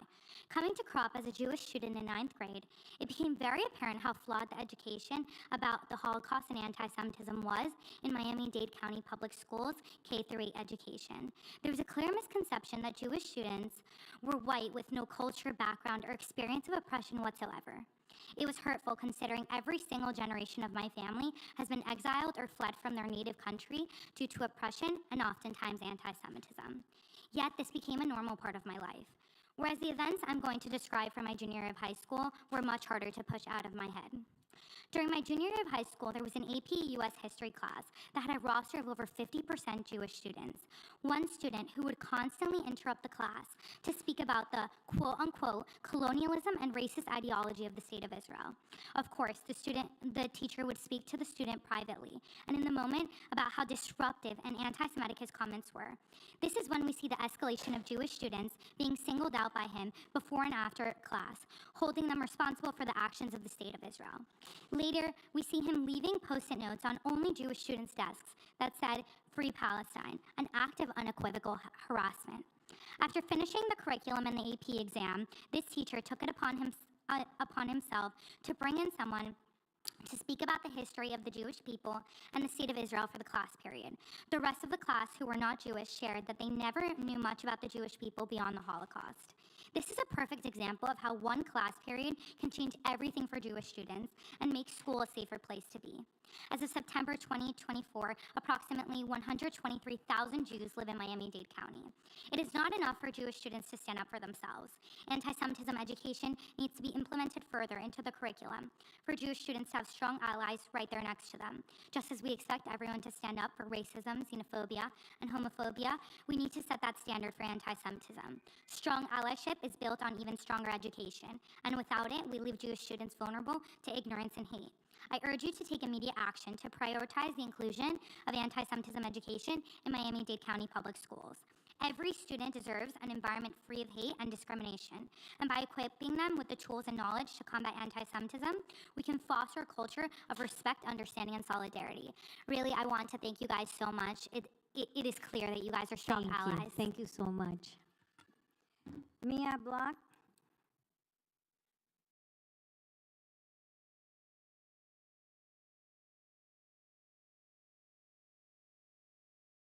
Hi, good evening. My name is Mia Bloch, and I am a student at Michael Kropp. I'm here today to talk about the issue that has personally affected me and many other Jewish students, anti-Semitism in our schools. Throughout my time as a student, I've heard comments like, dirty Jew, you're such a Jew, or you don't have to worry about money because you're Jewish. These words aren't just hurtful, they perpetuate harmful stereotypes and make Jewish students feel alone and targeted. But the problem doesn't stop at comments between students. When I advocated to bring in a speaker to share his experience on October 7th and talk about the realities of anti-Semitism, I was met with hesitation. It was difficult to get support from teachers to sign off the event. This kind of resistance shows a larger issue, a lack of understanding, and a missed opportunity to educate our school community. Many students in our school lack an understanding of Judaism and the complexities of the current situation in Israel.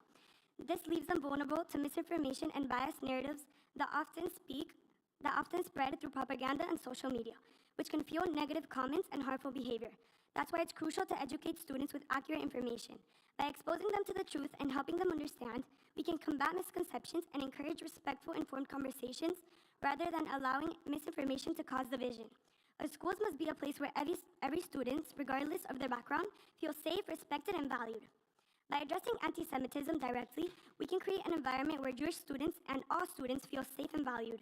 We need to show that our students are committed to inclusivity and that no form of discrimination will be tolerated. Thank you. Speaker, Leah Weisinger.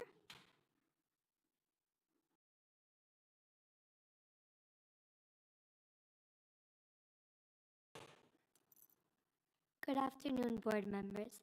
My name is Leah Weisinger, and I'm a 12th grade Jewish student and leader at my high school. I'm here to speak about the rising tides of anti-Semitism across school and college campuses, especially in light of the horrific events of October 7th in Israel. That day, Hamas, a recognized terrorist organization, committed atrocities that left countless innocent civilians dead, kidnapped, and assaulted, violating all human rights. In the days following the attacks, I wrote an email to the upper staff of my school, asking to make an announcement to condemn these acts of terrorism, but I never received a response. This silence was painful and deafening in a time when Jewish students needed more support than ever. 1 year later, I attempted to make the same announcement, a peaceful remembrance for those killed in the attacks of October 7th, and again, I was denied the opportunity, being told that my message was too controversial to be shared. Fortunately, this year, we were able to set up a table on October 7th to raise awareness about those still held in captivity by Hamas. As we put our poster up with big red letters saying, "Bring them home," most students stared at it with blank expressions. This made it very clear to me most students at my high school and in schools around the district are completely unaware of what is currently happening in Israel or what exactly occurred on October 7th. During just one short lunch period, we were able to teach at least 20 students about the terror that had occurred and gain their support for the Jewish people. This reassured my belief that it is our responsibility as a community and your responsibility as the school board to ensure that our peers receive the information they need to be educated. If our school and teachers remain silent, then how can we expect this generation to stand up against hatred and injustice? How will we prevent history from repeating itself if we refuse to confront it? I urge this board to continue taking action. We must foster an environment where difficult conversations can happen, where students are encouraged to learn about the world and where human rights are defended. You have the power to foster school environments that are more inclusive and make all students, including Jewish students, feel safe and heard. The responsibility to speak out and ensure that silence is never the answer to injustice is yours as much as it is mine. Thank you so much for your time. Thank you. Phyllis Compton.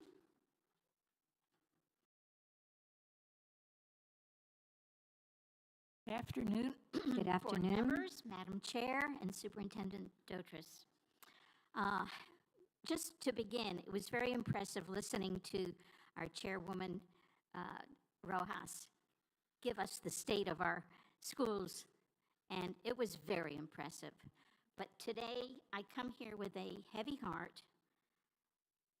As a very proud retired educator of 35 years from Miami-Dade County Public School System, I am appalled and alarmed by a disparaging remark made by a board member in reference to our public school educators. On a recent Sunday news program, it was suggested that teachers could possibly be indoctrinating. Yes, indoctrinating. That is the word that was used. Our students. Where does that information come from? Because it is currently completely unsubstantiated. Additionally, I find the comment extremely offensive and outright disrespectful of our current teachers. Not to mention, it is just plain wrong. It is frankly shocking that a person of stature representing our school system would even utter such a comment in an open public forum. How can anyone who is in a position of representing us make this type of remark? Is this how we reward our fine educators after 5 consecutive years receiving A ratings, the highest in the state? I don't use these words lightly, but the comment was uninformed and inappropriate, and it is not okay. Thank you. Next speaker, Rochelle Vargas.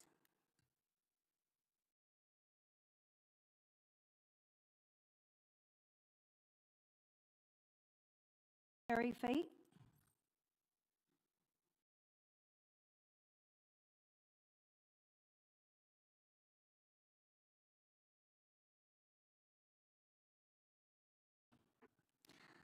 Good afternoon.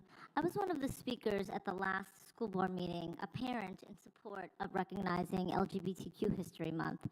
I left agreeing with the comments from the dais about casting aspersions on the motives or reasoning behind board members' positions, and I do regret any comments in that regard.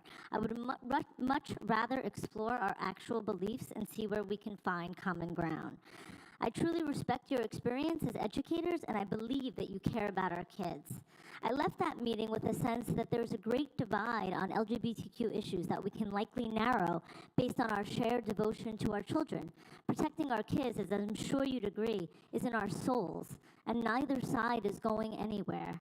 For example, these competing allegations of sexualization. From our perspective, it's the added trauma of sexualizing these kids via some of the public comment when they come to the school board to be affirmed and validated, sex being the furthest thing from their mind. And from your perspective, the idea that the very recognition or awareness is sexualization, where it's simply about these kids knowing they're different, which they understand from a very young age, having no idea what sex even is.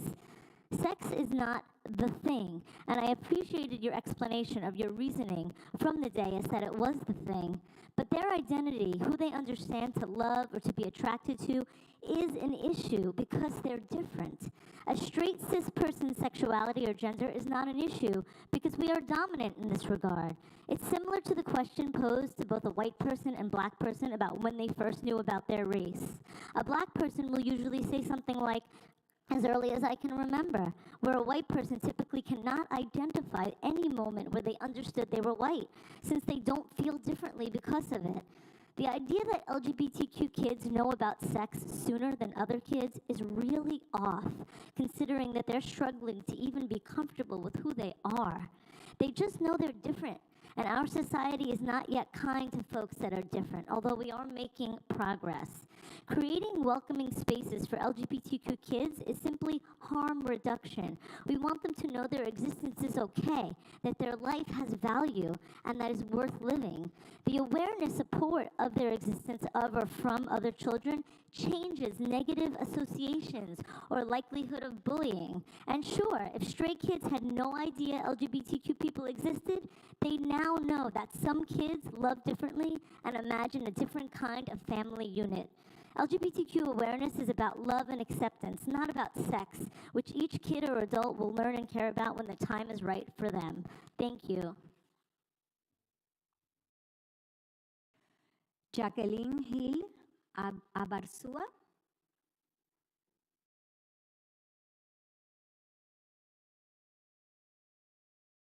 Good afternoon, Chair Rojas, Superintendent Doltres, and esteemed members of the school board.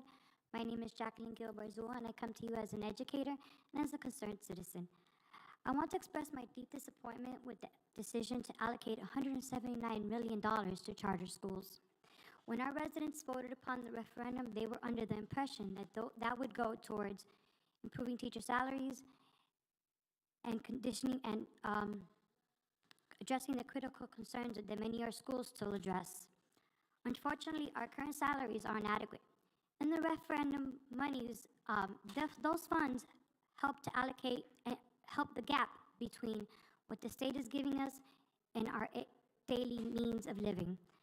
Our county's motto is giving our students the world, and that which seems to be a promise we cannot fulfill when we're continuing to give our funds to charter schools when our public schools are still have urgent needs to need to be met. And adding injury to insult, it's October, and teachers still do not have a contract, which makes it very difficult us to teach because we don't know what our responsibilities are and what our rights are as far as how we address our students and our communities. I must ask our district to please reflect on the decisions that were made upon teachers, students, and our public schools. These are our classrooms, these are our children, and this is our future. Another question that I must ask is, why do you give up so easily on our teachers? Why are you not fighting harder to save the livelihoods of many of our employees, our students, and our schools? I want to thank you for your time, your attention, the opportunity to speak, and I wish you all a pleasant evening. Thank you. Merlene Malcolm.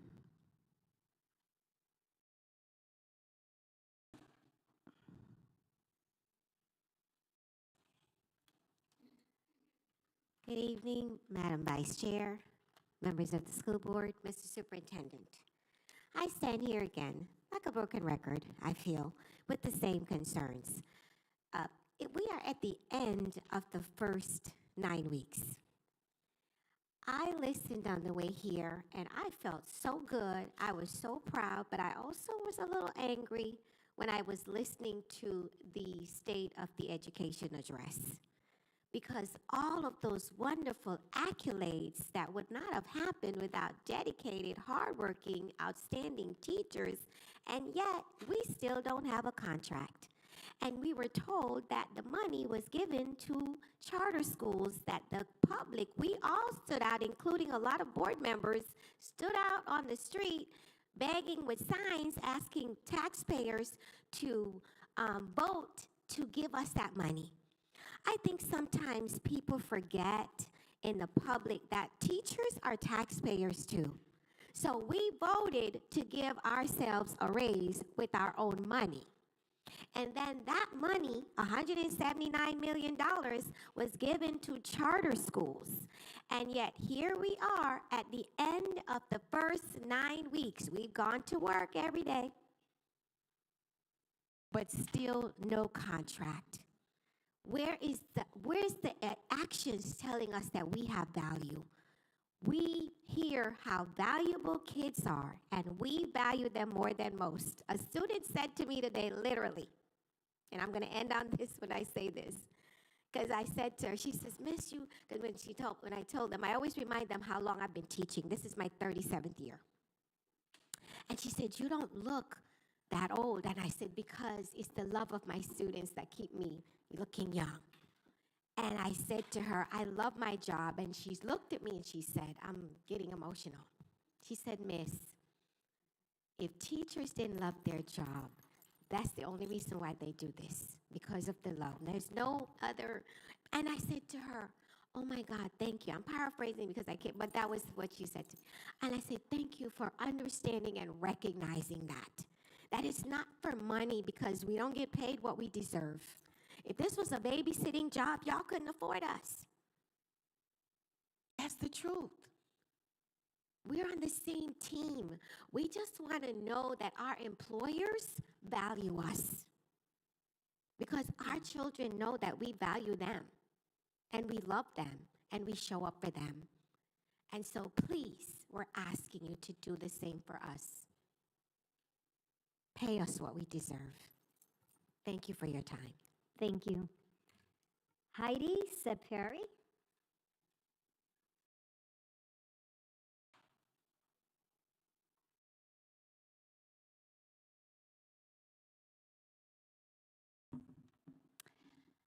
Good afternoon. My name is Hedia Separi, and I'm resident of District 6. I'm here today in support of the LGBTQ month and how those stories are continuing to be censored. For example, the story of Harvey Milk. He was the first openly gay politician in the United States.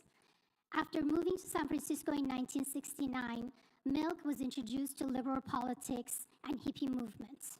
This inspired him to leave his job at an investment firm and start a small business. While running his business, he became frustrated with the priorities of San Francisco and decided to run for city supervisor.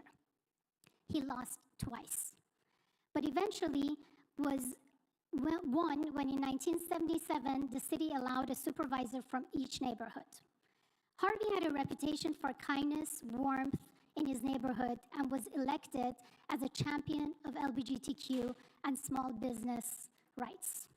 Within the first few months of being sworn into office, he encouraged LGBTQ individuals to come out of the closet at Pride events, sponsored a bill that prohibited discrimination based on sexual orientation, and prevented a ban that would stop LGBTQ individuals from teaching. Unfortunately, he was assassinated 10 months after he was sworn into office. Today, Milk's story is a testament to the power of building community and working together to make change within the government. Even though his life was cut short, his legacy lives in the modern activism. I've spent most of my adult life in San Francisco, and I know Harvey Milk's story and how he was labeled as the mayor of Castro. And I hope more people take time to read and learn about stories like this. And by not allowing the LGBTQ community celebrate this month and learn of such stories, I feel we're doing a disservice to our students. And since I have a little bit more time, I wanted to make a comment about item H9. It's ironic that those who feel... Ma'am, I'm sorry, you didn't sign up for that. You have to stay with the subject matter that you signed up for. Thank you very much, though. Good evening. Crystal Etienne.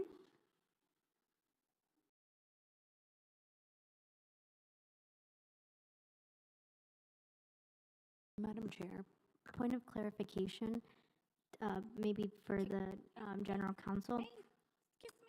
Can we stop my time, please? Sorry. Yeah, no, your time won't start now. Don't worry. You will have your full time for sure. Just a point of clarification, during public comment, are speakers allowed to address any subject, including items, although they've already been voted on, through the chair? No. Mr. General Counsel, sir? Yes, through the chair, at the public hearing, any matter that's related to the district they can address, but other matters they can't. So it has to be something related to the district. So, Mr. General Counsel, sir, right now the speaker asked to speak on H9, which we already had previously addressed, and she was addressing a different issue other than H9. In the past, we have not allowed that to occur, sir. Okay, well, yes, but it is concerning the district, so I don't know if she signed up for it. I don't think so. I don't believe so. Yeah, I don't think this speaker. Did the person, no? My Madam Secretary, was the person signed up for H9? Through the chair, give me a second while I look at the speaker's form.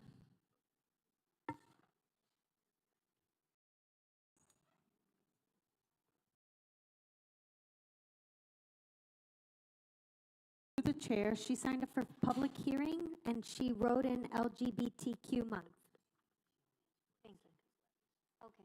All right, thank you. Thank you very much. We're going to give you 40 seconds. If you could wait, Ms. Etienne. Go ahead, ma'am. Thank you. Please put the clock on 40 seconds.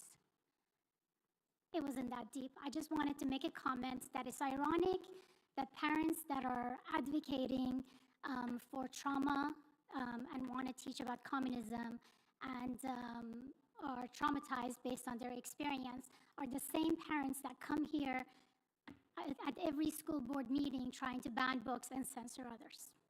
That's it. Thank you. All right, Ms. Etienne. All right, Ms. Etienne has 3 minutes. Go ahead, ma'am. Good afternoon. My name is Crystal Etienne, and as always, I am here on behalf of myself as an educator in public schools. Recently, I watched a news show where a board member suggested that parents do not want their children indoctrinated.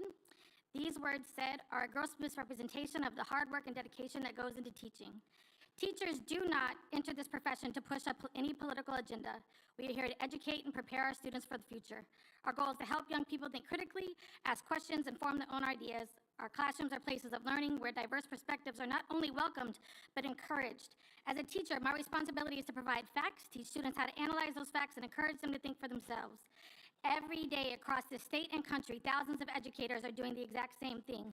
We are working to build critical thinkers, not indoctrinated followers.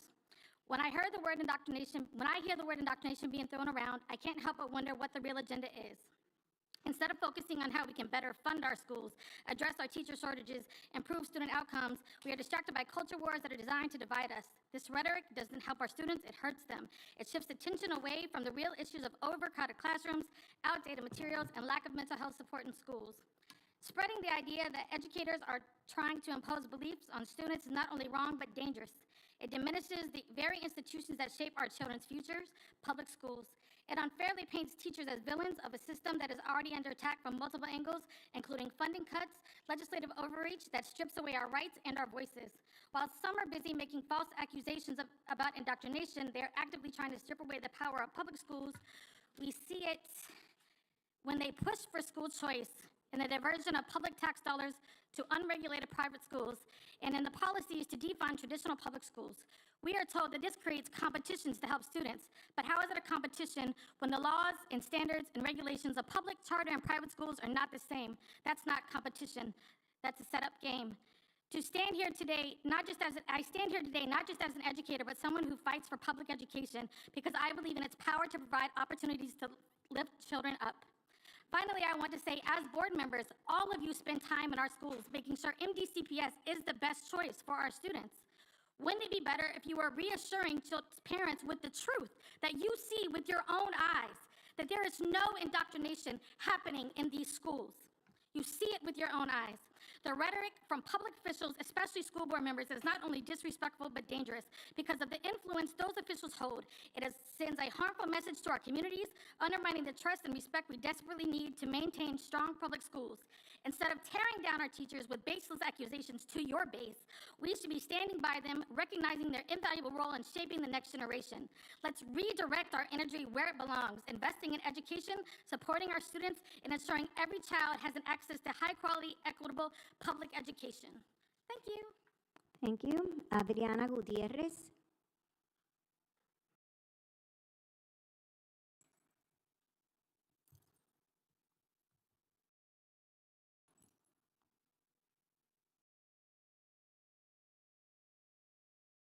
Good evening, members of the board, Madam Chair.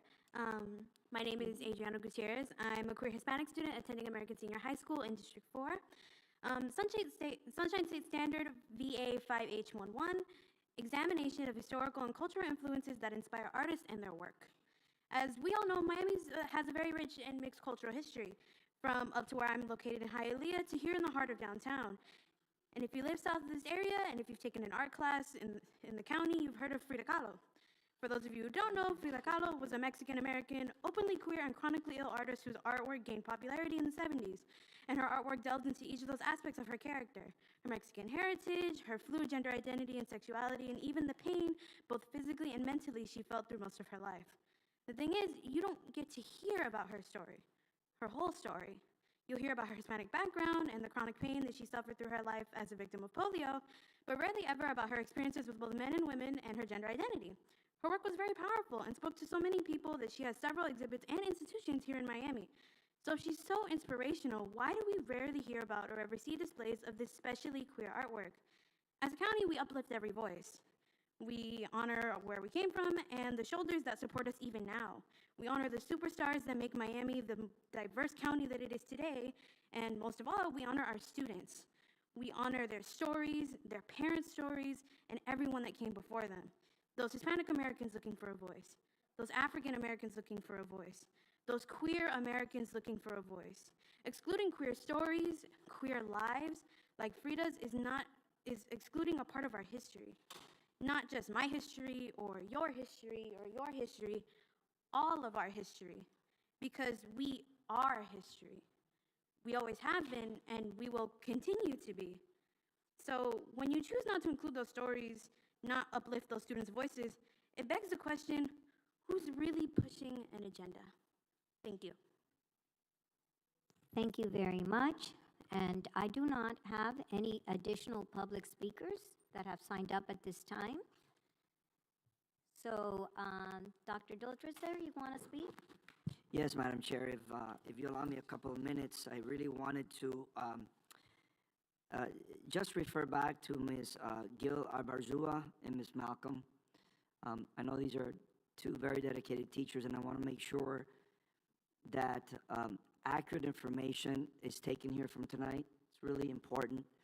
So please, it is important to know that we did not take $179 million from the dollars that are allocated from the referendum.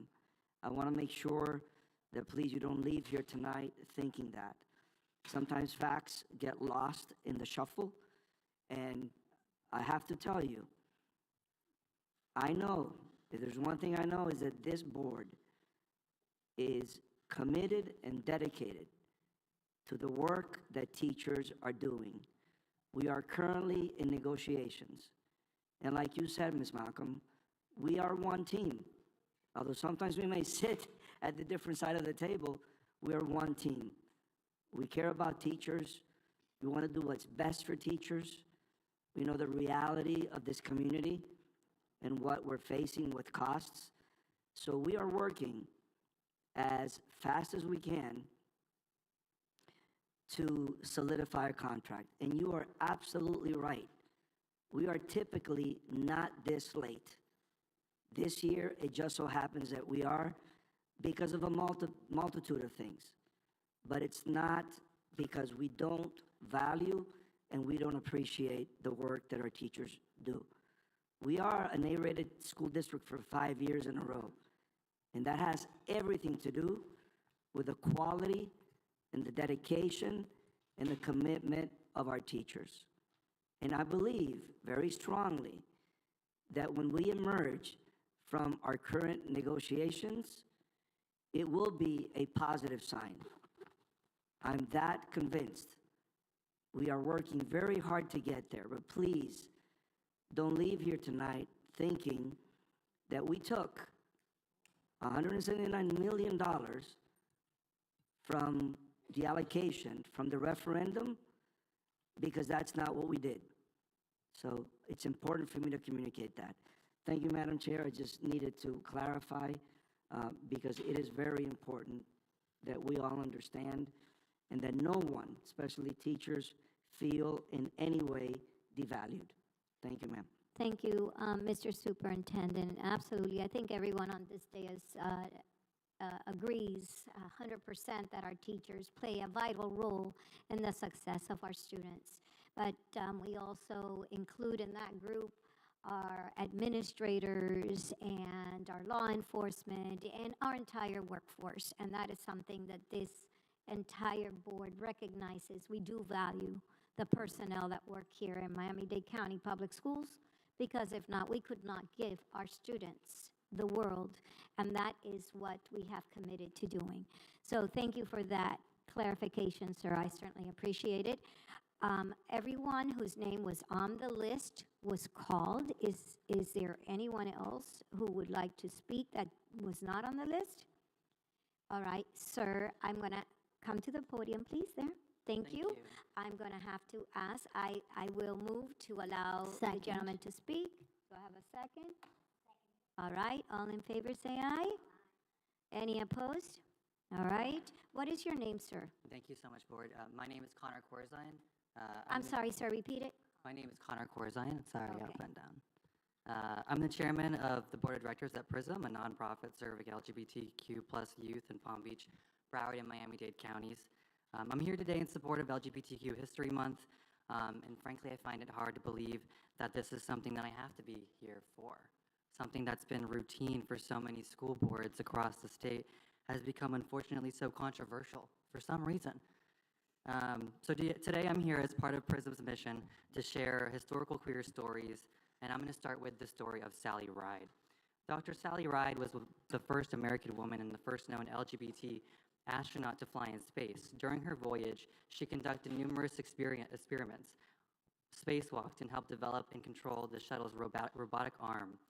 But her work on Earth is just as remarkable. After her career at NASA, she founded her own company, Sally Ride Science, to empower and encourage girls and women to pursue careers in STEM. She also wrote 6 children's books with her partner and co-founder, Tam, served on 2 NASA investigation boards, and taught at the University of California in San Diego. Dr. Ride did not publicly come out until 2012, or until she passed away in 2012. But her sister Bear states that she and Tam were very happy and transparent about their love around friends and family. Today, Dr. Sally Ride serves as a symbol of the earth-shattering hard work and perseverance that inspires our young LGBT people today. Why these stories are so important to be shared with young people is because we need to know about them. I grew up in South Florida, and that was not a major issue in my classrooms, in my history classes. Ask me about George Bush, ask me about George Washington. I know all the presidents.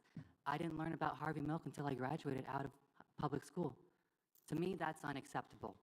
And that's why we're here, to make sure that young people don't have experiences like that.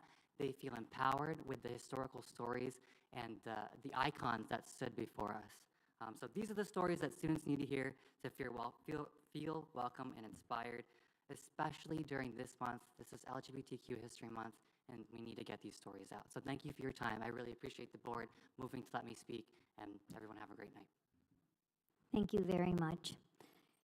At this time, we have concluded the public speaking portion of our meeting, and now we are going to proceed to the section of a very important time for us today, and that is when our board members can either discuss any new board business that they would like to address at this time, or they can make announcements as well.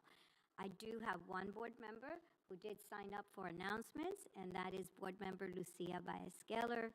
So you have the floor. Thank you. Bittersweet. These announcement sections have become a little tough to get through, but here we go. Madam Chair, Vice Chair, board members, Mr. Superintendent, and our amazing staff and guests in the room that are still here, and those who have been here all these 4 years. As you know, this is my last school board meeting as a school board member for District 3. It has truly been an honor to serve with all of you. And for the last 4 years, I have proudly served as the school board member for District 3, representing Aventura, the beaches, downtown, Brickell, and Coconut Grove. So I want to start off by saying that today and every single day of my life, I am grateful for my MDCPS family, because that's what we are. And every day for the rest of my days, I will give thanks to MDCPS. I'm thankful to the administration of Miami Beach Senior High, who in 2005 welcomed me into this great institution. to Mariela Perez, the former teacher at Beach High, who opened the door to me to be introduced to the department chair at that time. I'm thankful to my mentor, who has been like a father to me, who was that department chair, who hired me and is still guiding me to this day, Mr. David Shanoski. I'm thankful to Ms. Sawell, who in that day in 2005, when I went to be introduced, was absent. And when Mr. Shanoski said, hey, can you do a lesson on the spot by lunchtime? And I said yes, he knew that he had to hire me, and he did. I'm thankful to Ms. Gwen Velach, who went on maternity leave shortly after, and so I was able to get the position. I'm grateful to Ms. Skirba, who was the yearbook advisor, who also renounced that position, and since I, at 21, was like, sure, I'll do a full schedule of English classes plus yearbook, which nobody wanted, I found out later. For that reason, I was essentially hired on the spot. So I'm grateful. This is my origin story at MDCPS, and I'm very, very grateful to share that with you, because it's a series of events that may seem random, but to me, they are aligned, and they are very central to who I am and to the core of my being. And these are just simple facts that happened in 2005, but they are absolutely the reason that I'm sitting here today, because these are the events that literally got my foot into the door, so to speak, at Beach High. And my days at Beach High have been central to who I am. I'm very thankful to my coworkers at Beach High on that vein. 15 years is a long time. It's a long time of life. I know many of you here have more years in the classroom, but going in at 21 and leaving at 36, for me, that was a lifetime. And in those years, I had a lot of joy, but also a lot of heartache. I lost my father while I was at Beach High. I met my husband while I was at Beach High.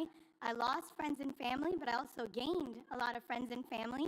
And pretty much every single adult memory of my life is enshrined in my time of my life when I was a teacher. And I would wake up every day at 5 a.m. and get myself ready to reach hundreds of students who were hungry, some physically hungry, but many just hungry to learn, hungry to be heard, and hungry to let me lead them into their future. And no matter what I was going through, I knew that I had a duty and a sacred calling to feed them in any way, and that was the greatest joy of my life, to do that. And the only thing to date that has superseded this great joy of my life has been having my daughter. Nothing except my daughter has brought me more joy than those 15 years of students, and they know it. And that's why, as a collective in 2020, they banded together and gave me the great privilege to hand me this seat. In the middle of a pandemic, before and during, they handed me this seat, and they said, here you go, because we believe in you. I beat 4 millionaires to be sitting up here with you all. It was no easy task, but my Beach High children, they did it, and they got it done. So let that be a lesson to everybody listening. Never, like Margaret Mead says, never doubt that a small group of thoughtful, committed citizens can change the world. Indeed, it is the only thing that ever has. And my Beach High students, they did that by putting me up here. So I'm very grateful to that. I'm very grateful to the students I've met since then, to our student interns, Daniel, Carolyn, Malachi, Helena, Sebastian, JP, and all of the students that have come here over the last 4 years to speak about the issues affecting their very lives. And I thank them for their bravery and their leadership and their courage. And we have all learned so much by incorporating student voice here in our school board. And to all the students that we met on school visits who made it fun, who let us annoy them with social media posts and reels and all that, who humored us, who inspired us, who showed us their love and their hearts, who taught us about what we should be fighting for. I thank you and I love you so much and I honor you. I also am thankful to my colleagues at Beach High who held my hand, who were a shoulder to cry on, who, of course, and they will tell you, watched my class as I would be running from the parking lot to the door because I was always late, as we know, to all those who turned in my grades because those were always late as well, and who are still to this day my greatest supporters. I'd like to shout out my brothers, Mr. Sam Brown, Mr. John Ermer, Mr. Jess Moore, and Mr. Peter Krause, rest in peace. Sorry. To my sisters, Anaida Eteralde, Hadassah Levinson, who have become my family. I thanked Hadassah and Anaida on my way into this seat because they definitely were there for me. but they continue. I thank them on my way out because they continue to be my rock and my truest friends. To all my principals who put up with me, I was not easy. I was not an easy teacher, I'll tell you that. But to Dr. Jean Friedman, Dr. Roseanne Seidner, may she rest in peace, Mr. John Donahue, Dr. Rodriguez, it was amazing serving under your leadership, and to the countless assistant principals that I had in 15 years, too many to count, thank you for your dedication to our school community, to every single principal right now, currently in District 3, who has been serving. Thank you for your tenacity, your vision, your strength. You truly are the backbone of our school sites. And many of you, I have watched you take the road less traveled, and I want you to know it has made all the difference. And I really respect every single one of our principals in the whole county, but especially in District 3. In this seat, I have been able to work with so many parents and community partners. To every single PTA parent, especially my rock star parents, some of the women I admire the most in my life, Mary Caneth, Julie Basner, Lori K. Davis, Monica Mateo Salinas, and Beverly Heller. Your level of love and advocacy is incomparable, and I thank you for teaching me so much along the way. And to our other PTA parents who I've been fortunate to meet, Rena Bass, Lindsay Shook, Annie Rodriguez, Monica McKenzie, Anna Oran, Rosa Lopez, Joy Prever, Matt Pender, Allison Greenfield, and so many others, I thank you from the bottom of my heart. To our community partners, Dana Turkin, thank you for using your life and your story of loss to teach almost 2 decades of children in Miami Beach about the meaning of love and kindness. To Andres Acion, who you saw earlier today, thank you for your relentless pursuit of excellence for our students and community. It's inspiring to watch. And thank you for teaching me so much about leadership, collaboration, and empowerment. To Max Fenning, thank you for always giving us the opportunity to come together to show that love is greater than hate. And thank you for dedicating your life to ensuring that our students feel seen, heard, and protected. To our activist teachers, I was one of you and still am. To the members of MCOR, where I got my start protesting outside of this very auditorium and school board building in my red shirt. To all of our union stewards who you put yourselves on the line, oftentimes in very tough situations, thank you, I've been there. To the members of our Public Education Caucus and Crystal Etienne, thank you so much for being a voice and a light. Thank you to the members of Families Against Banning Books and to Freedom. You will never know how much your presence in this auditorium has meant to me in the last 4 years. I want to tell you that we were chosen for a time such as this, and your bravery in the face of some of the most hateful things I've ever seen and heard in my life will never be forgotten, and I will carry that with me in all of my next endeavors. To our elected officials of every municipality in District 3, the City of Miami, Miami Beach, the town of Surfside, Bell Harbor, Aventura, North Miami Beach, and to all who serve the residents of District 3, including Brickell, downtown Coconut Grove, thank you for being such amazing partners. To my District 3 staff, our short-term, part-time members, Jessica Garofalo and Natalie Rodriguez, thank you for giving of your time and love. Although it was a short time together, your impact was long-lasting. We still use many of the things you implemented.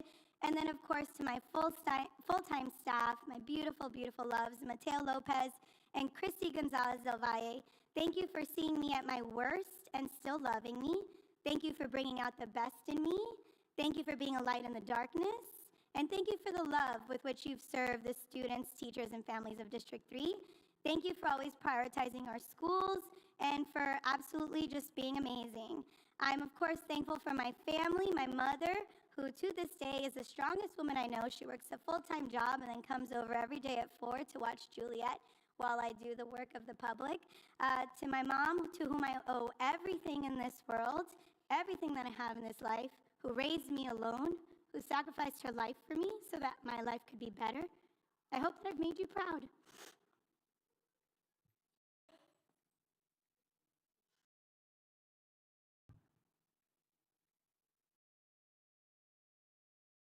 And I hope that you have found that I've honored your sacrifice.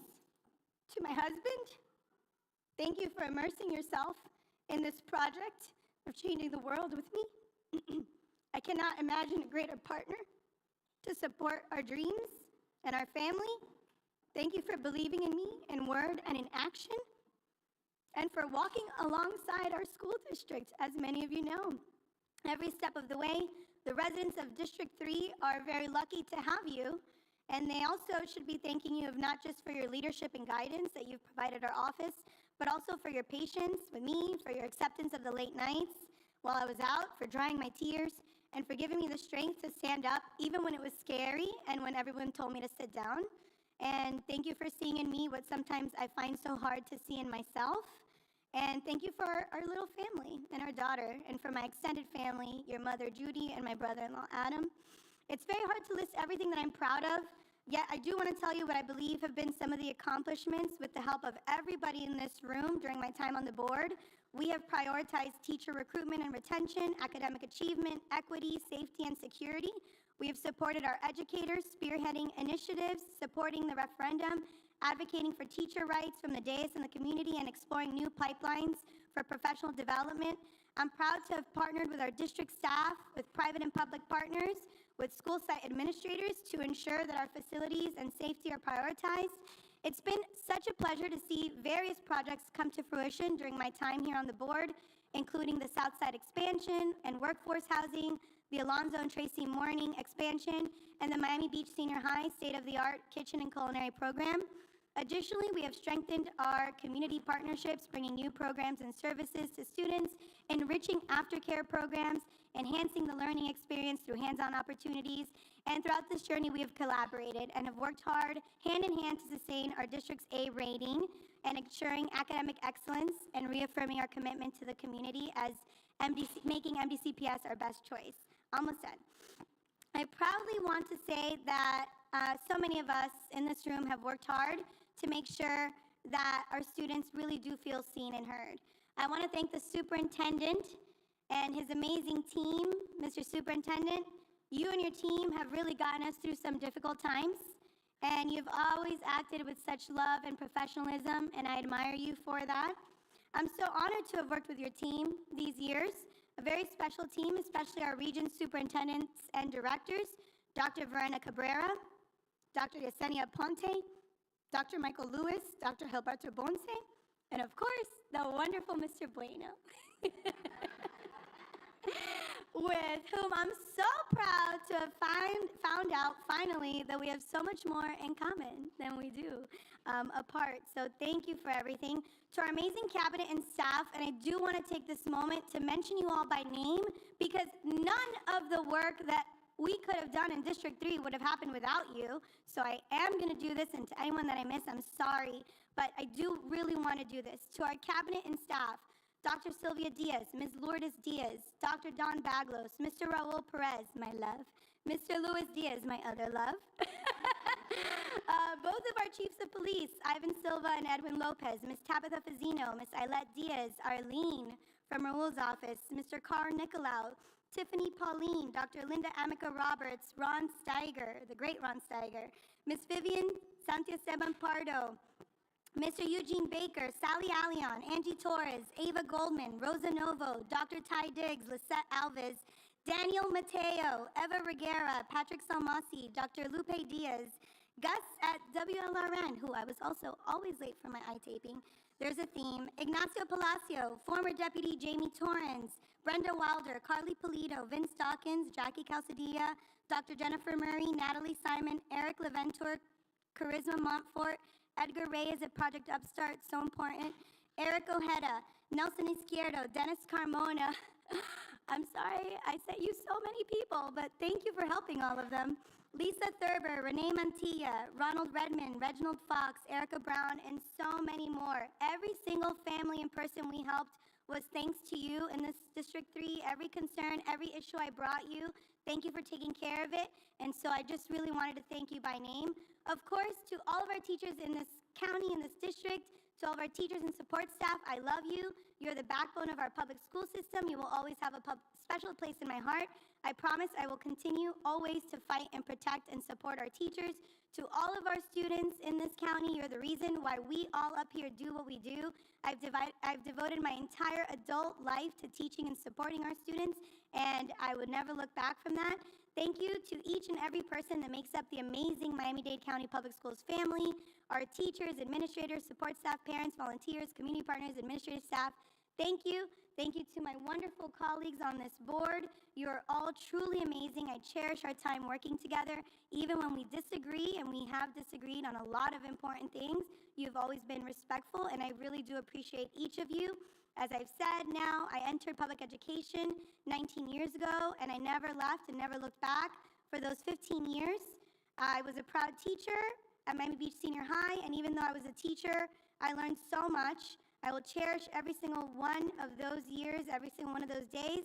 As I guess my final words on this dais, I want to thank you all for working with me throughout these years. I will always cherish these last 4 years of my life. I respect you all, and I have full faith in your dedication and work for our school system. Thank you, and I wish all of you good luck moving forward.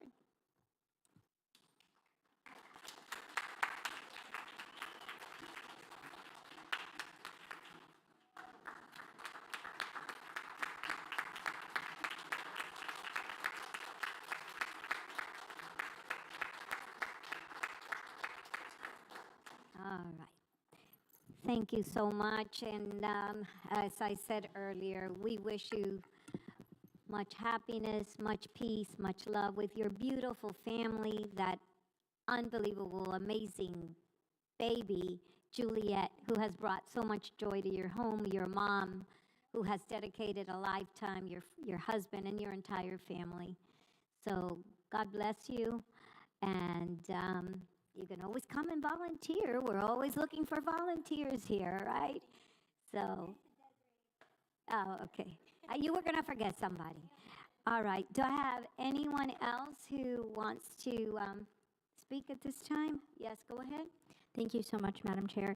I did want to take the moment, because I don't know that I'll have it again, to thank our board member, Lucia Baez-Geller, for her service. I do think having parallel journeys into this world in 2020, and certainly thinking, having similar experiences, I think, in those campaigns, and then coming to learn this world together was really meaningful to me. I remember we went to a training for Florida School Board Association early on, and she almost got us stuck because she did not look at the gas.